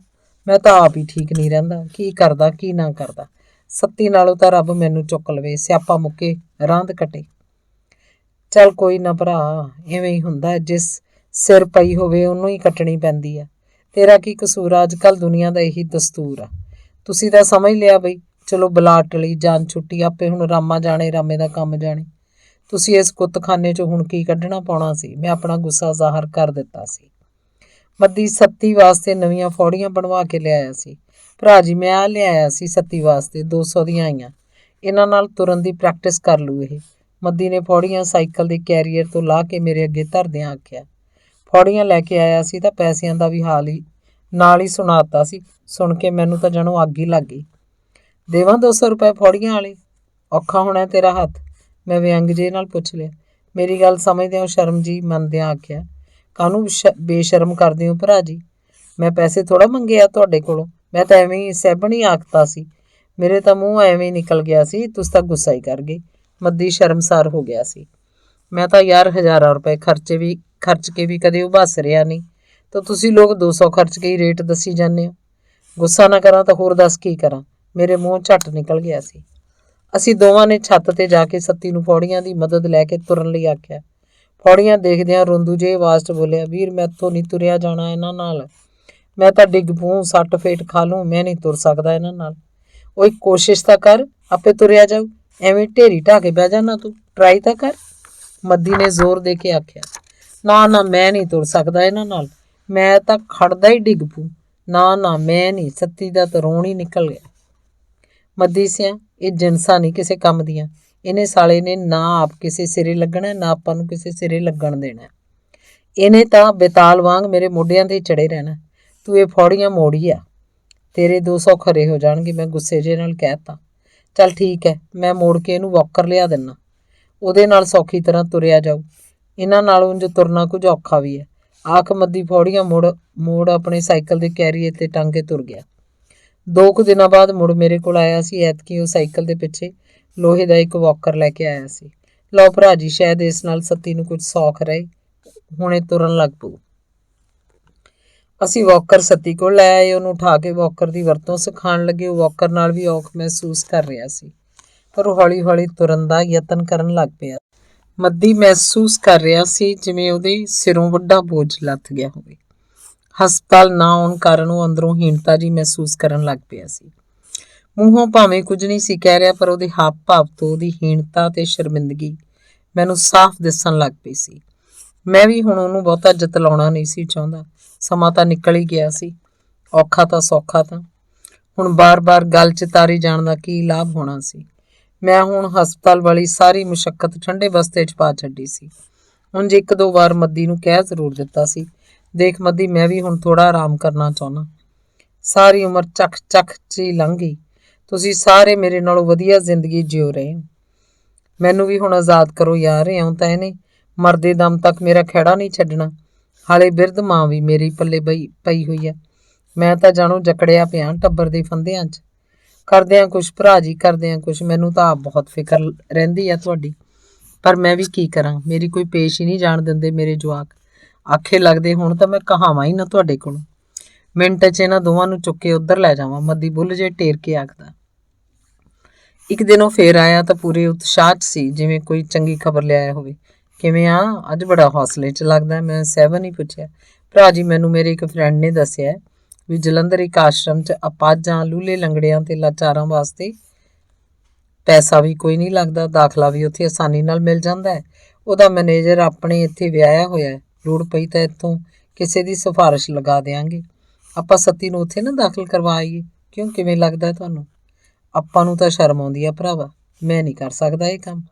ਅਗਲਿਆਂ ਪਹਿਲਾ ਸਵਾਲ ਹੀ ਇਹ ਪੁੱਛਣਾ ਕਿ ਤੁਸੀਂ ਸਕੇ ਭਰਾ ਕਿਉਂ ਨਹੀਂ ਸੰਭਾਲਦੇ ਇਹਨੂੰ? ਤੁਹਾਡੇ ਕੋਲ ਸਭ ਕੁਝ ਆ, ਤੁਸੀਂ ਖੁਦ ਕਰੋ ਇਹਦੀ ਸਾਂਭ ਸੰਭਾਲ। ਮੈਂ ਕਰ ਲੂੰ ਇਹ ਸਾਰਾ ਕੁਝ, ਤੁਸੀਂ ਫਿਕਰ ਨਾ ਕਰੋ, ਮੈਂ ਆਪੇ ਜਾਊਂ ਉੱਥੇ। ਇੱਥੋਂ ਮੈਨੇਜਰ ਦੇ ਰਿਸ਼ਤੇਦਾਰਾਂ ਦੀ ਸਿਫਾਰਿਸ਼ੀ ਚਿੱਠੀ ਵੀ ਲੈ ਜੂ। ਇਹ ਵਧੀਆ ਮੌਕਾ ਹੈ, ਇਹਨੂੰ ਹੱਥੋਂ ਨਾ ਗਵਾਈਏ। ਮੇਰੇ ਕੋਲ ਹੈਗਾ ਤੁਹਾਡੇ ਸਾਰੇ ਸਵਾਲਾਂ ਦਾ ਜਵਾਬ। ਮੱਦੀ ਦੀ ਗੱਲਬਾਤ 'ਚ ਕਾਫੀ ਹੌਸਲਾ ਸੀ। ਕੀ ਕਹੇਂਗਾ ਕੀ ਤੂੰ? ਮੈਂ ਪੁੱਛਿਆ।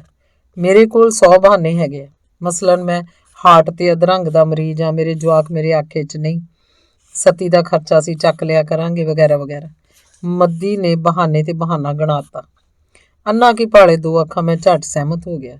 ਮੱਦੀ ਮੈਨੇਜਰ ਦੇ ਰਿਸ਼ਤੇਦਾਰਾਂ ਨੂੰ ਮਿਲ ਕੇ ਉਹਨਾਂ ਤੋਂ ਇੱਕ ਸਿਫਾਰਸ਼ੀ ਚਿੱਠੀ ਵੀ ਲਿਖਵਾ ਲਿਆਇਆ ਸੀ। ਅਗਲੇ ਹੀ ਦਿਨ ਉਹ ਚਿੱਠੀ ਤੇ ਅਪਾਹਜ ਆਸ਼ਰਮ ਦਾ ਪਤਾ ਲੈ ਕੇ ਜਲੰਧਰ ਦੀ ਬੱਸ ਚੜ੍ਹ ਗਿਆ। ਸ਼ਾਮੀ ਉਹ ਵਾਪਸ ਪਰਤ ਆਇਆ ਸੀ। ਆਇਆ ਤਾਂ ਪੂਰੀ ਟਹਿਕ 'ਚ ਸੀ। ਆਉਂਦਿਆਂ ਹੀ ਮੇਰੇ ਪੱਟ ਤੇ ਧੱਫਾ ਮਾਰ ਕੇ ਕਹਿਣ ਲੱਗਾ, ਲਓ ਭਰਾ ਜੀ, ਹੋ ਗਿਆ ਕੰਮ। ਆਪਾਂ ਐਵੇਂ ਦੁਬਿਧਾ 'ਚ ਫਸੇ ਹੋਏ ਸੀ। ਮੈਂ ਮੈਨੇਜਰ ਕਾਂਤੀ ਲਾਲ ਨੂੰ ਮਿਲਿਆ, ਉਹਨੂੰ ਚਿੱਠੀ ਦਿਖਾਈ। ਉਹਨੇ ਤੁਹਾਡੇ ਵਾਲੀ ਗੱਲ, ਉਹੀ ਸਵਾਲ ਪੁੱਛਿਆ ਸੀ ਕਿ ਭਾਈ ਤੁਸੀਂ ਆਪਣਾ ਭਰਾ ਹੀ ਆਪ ਕਿਉਂ ਨਹੀਂ ਸੇਵਾ ਕਰਦੇ। ਮੈਂ ਉਹਨੂੰ ਸਾਰੀ ਗੱਲ ਦੱਸਦਿਆਂ ਲੰਗ ਮਾਰ ਕੇ ਦਿਖਾਤਾ। ਆਪਣੀ ਹਾਲਤ ਦੱਸਦਿਆਂ ਮੈਂ ਤਾਂ ਉਹਨੂੰ ਅੱਖਾਂ ਭਰ ਕੇ ਵੀ ਦਿਖਾਤੀਆਂ। ਉਸ ਮੇਰੇ ਕੋਲੋਂ ਅਰਜੀ ਲਿਖਵਾ ਕੇ ਉੱਤੇ ਆਰਡਰ ਕਰਤੇ ਸੱਤੀ ਨੂੰ ਅਪਾਹਜ ਆਸ਼ਰਮ 'ਚ ਦਾਖਲ ਕਰਨ ਦੇ। ਗੱਲ ਮੁੱਕੀ, ਰਾਂਦ ਕੱਟੀ। ਹੁਣ ਇਹਦੇ ਕੱਪੜੇ, ਇੱਕ ਫੋਟੋ ਉੱਥੇ ਦੇ ਕੇ ਆਉਣੀ ਆ। ਇਹਨੂੰ ਛੱਡ ਆਊਂ ਉੱਥੇ, ਇਹ ਵੀ ਮੌਜ ਕਰੇ ਤੇ ਆਪਾਂ ਵੀ ਮੌਜ ਕਰੀਏ। ਮੇਰੇ ਸਿਰ ਤੋਂ ਤਾਂ ਜਿਵੇਂ ਮਣ ਪੱਕਾ ਬੋਝ ਲੱਥ ਗਿਆ ਹੋਵੇ। ਪਲ ਦੀ ਪਲ ਮੈਨੂੰ ਆਪਣੀ ਆਜ਼ਾਦੀ ਦਿਸਣ ਲੱਗ ਪਈ ਸੀ। ਜੇ ਮਾਂ ਦਾ ਵੀ ਕੋਈ ਇਹੋ ਜਿਹਾ ਪ੍ਰਬੰਧ ਹੋ ਜੇ ਤਾਂ ਮੈਂ ਝੱਟ ਪਲ ਹੀ ਇਉਂ ਵੀ ਸੋਚਣ ਲੱਗ ਪਿਆ ਸੀ। ਪਰ ਲੋਕ ਸ਼ਰਮ, ਮੇਰੇ ਅੰਦਰੋਂ ਹੀ ਕੋਈ ਆਵਾਜ਼ ਆਈ ਸੀ। ਅੱਜ ਕੱਲ੍ਹ ਲੋਕ ਸ਼ਰਮ ਨੂੰ ਮੋਏ ਪੁੱਛਦੇ ਆ। ਲੋਕਾਂ ਨੇ ਸ਼ਰਮ ਹਿਆ ਤਾਂ ਵੇਚ ਕੇ ਖਾਧੀ ਹੋਈ ਆ। ਬਥੇਰਾ ਕੁਝ ਕਰੀ ਜਾਂਦੇ ਆ ਲੋਕ ਅੱਜ ਕੱਲ੍ਹ। ਸ਼ਰਮ ਮੰਨ ਕੇ ਤਾਂ ਬੰਦਾ ਇੱਕ ਕਦਮ ਵੀ ਨਹੀਂ ਪੁੱਟ ਸਕਦਾ।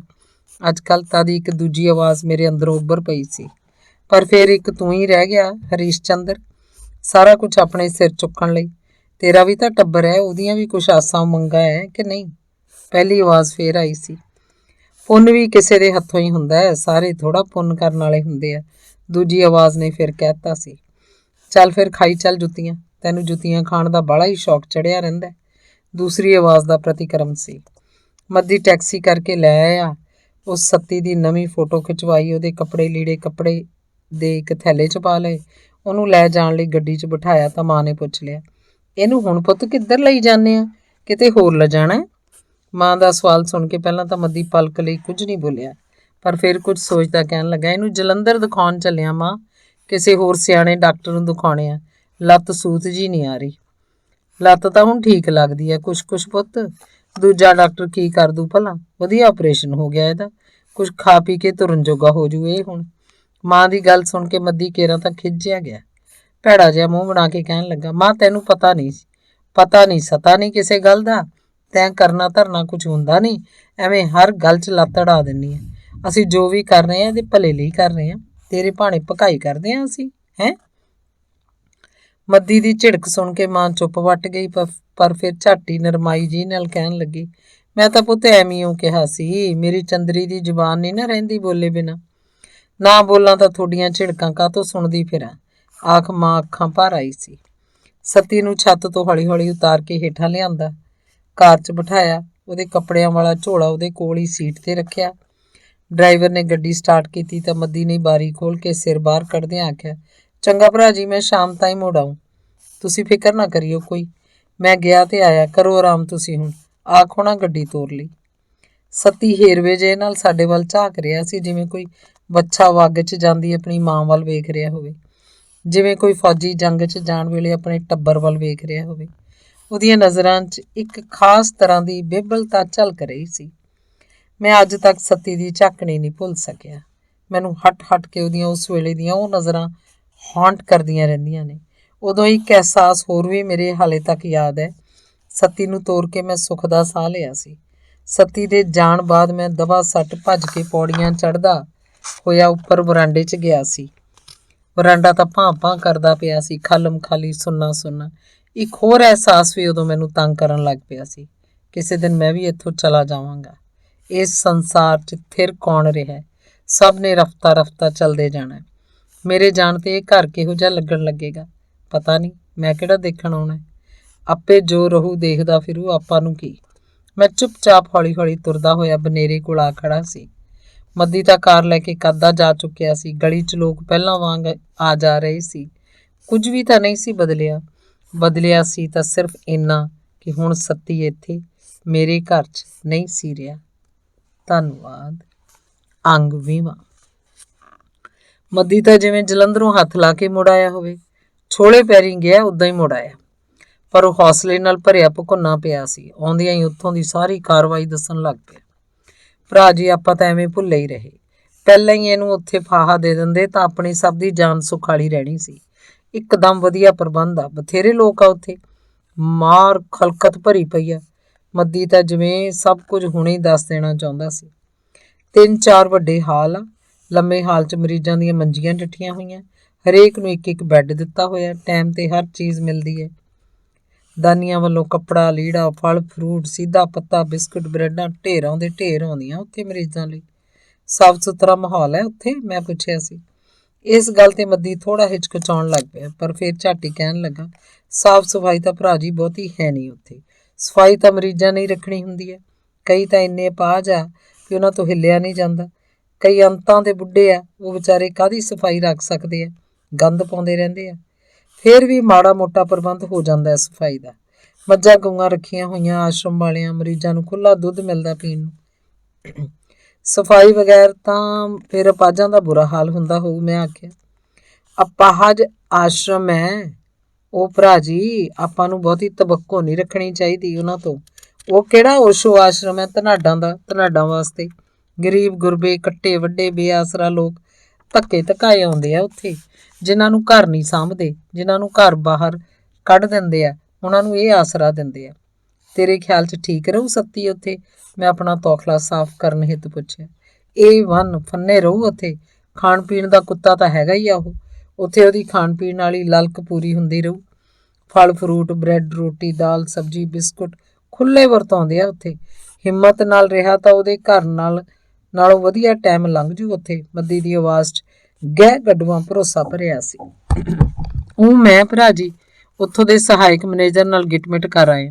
ਅਸ਼ੋਕ ਕੁਮਾਰ ਨਾਂ ਹੈ ਉਹਦਾ। ਉਹਨੂੰ ਮੈਂ 200 ਰੁਪਏ ਭੇਜਿਆ ਕਰੂੰ ਹਰ ਮਹੀਨੇ।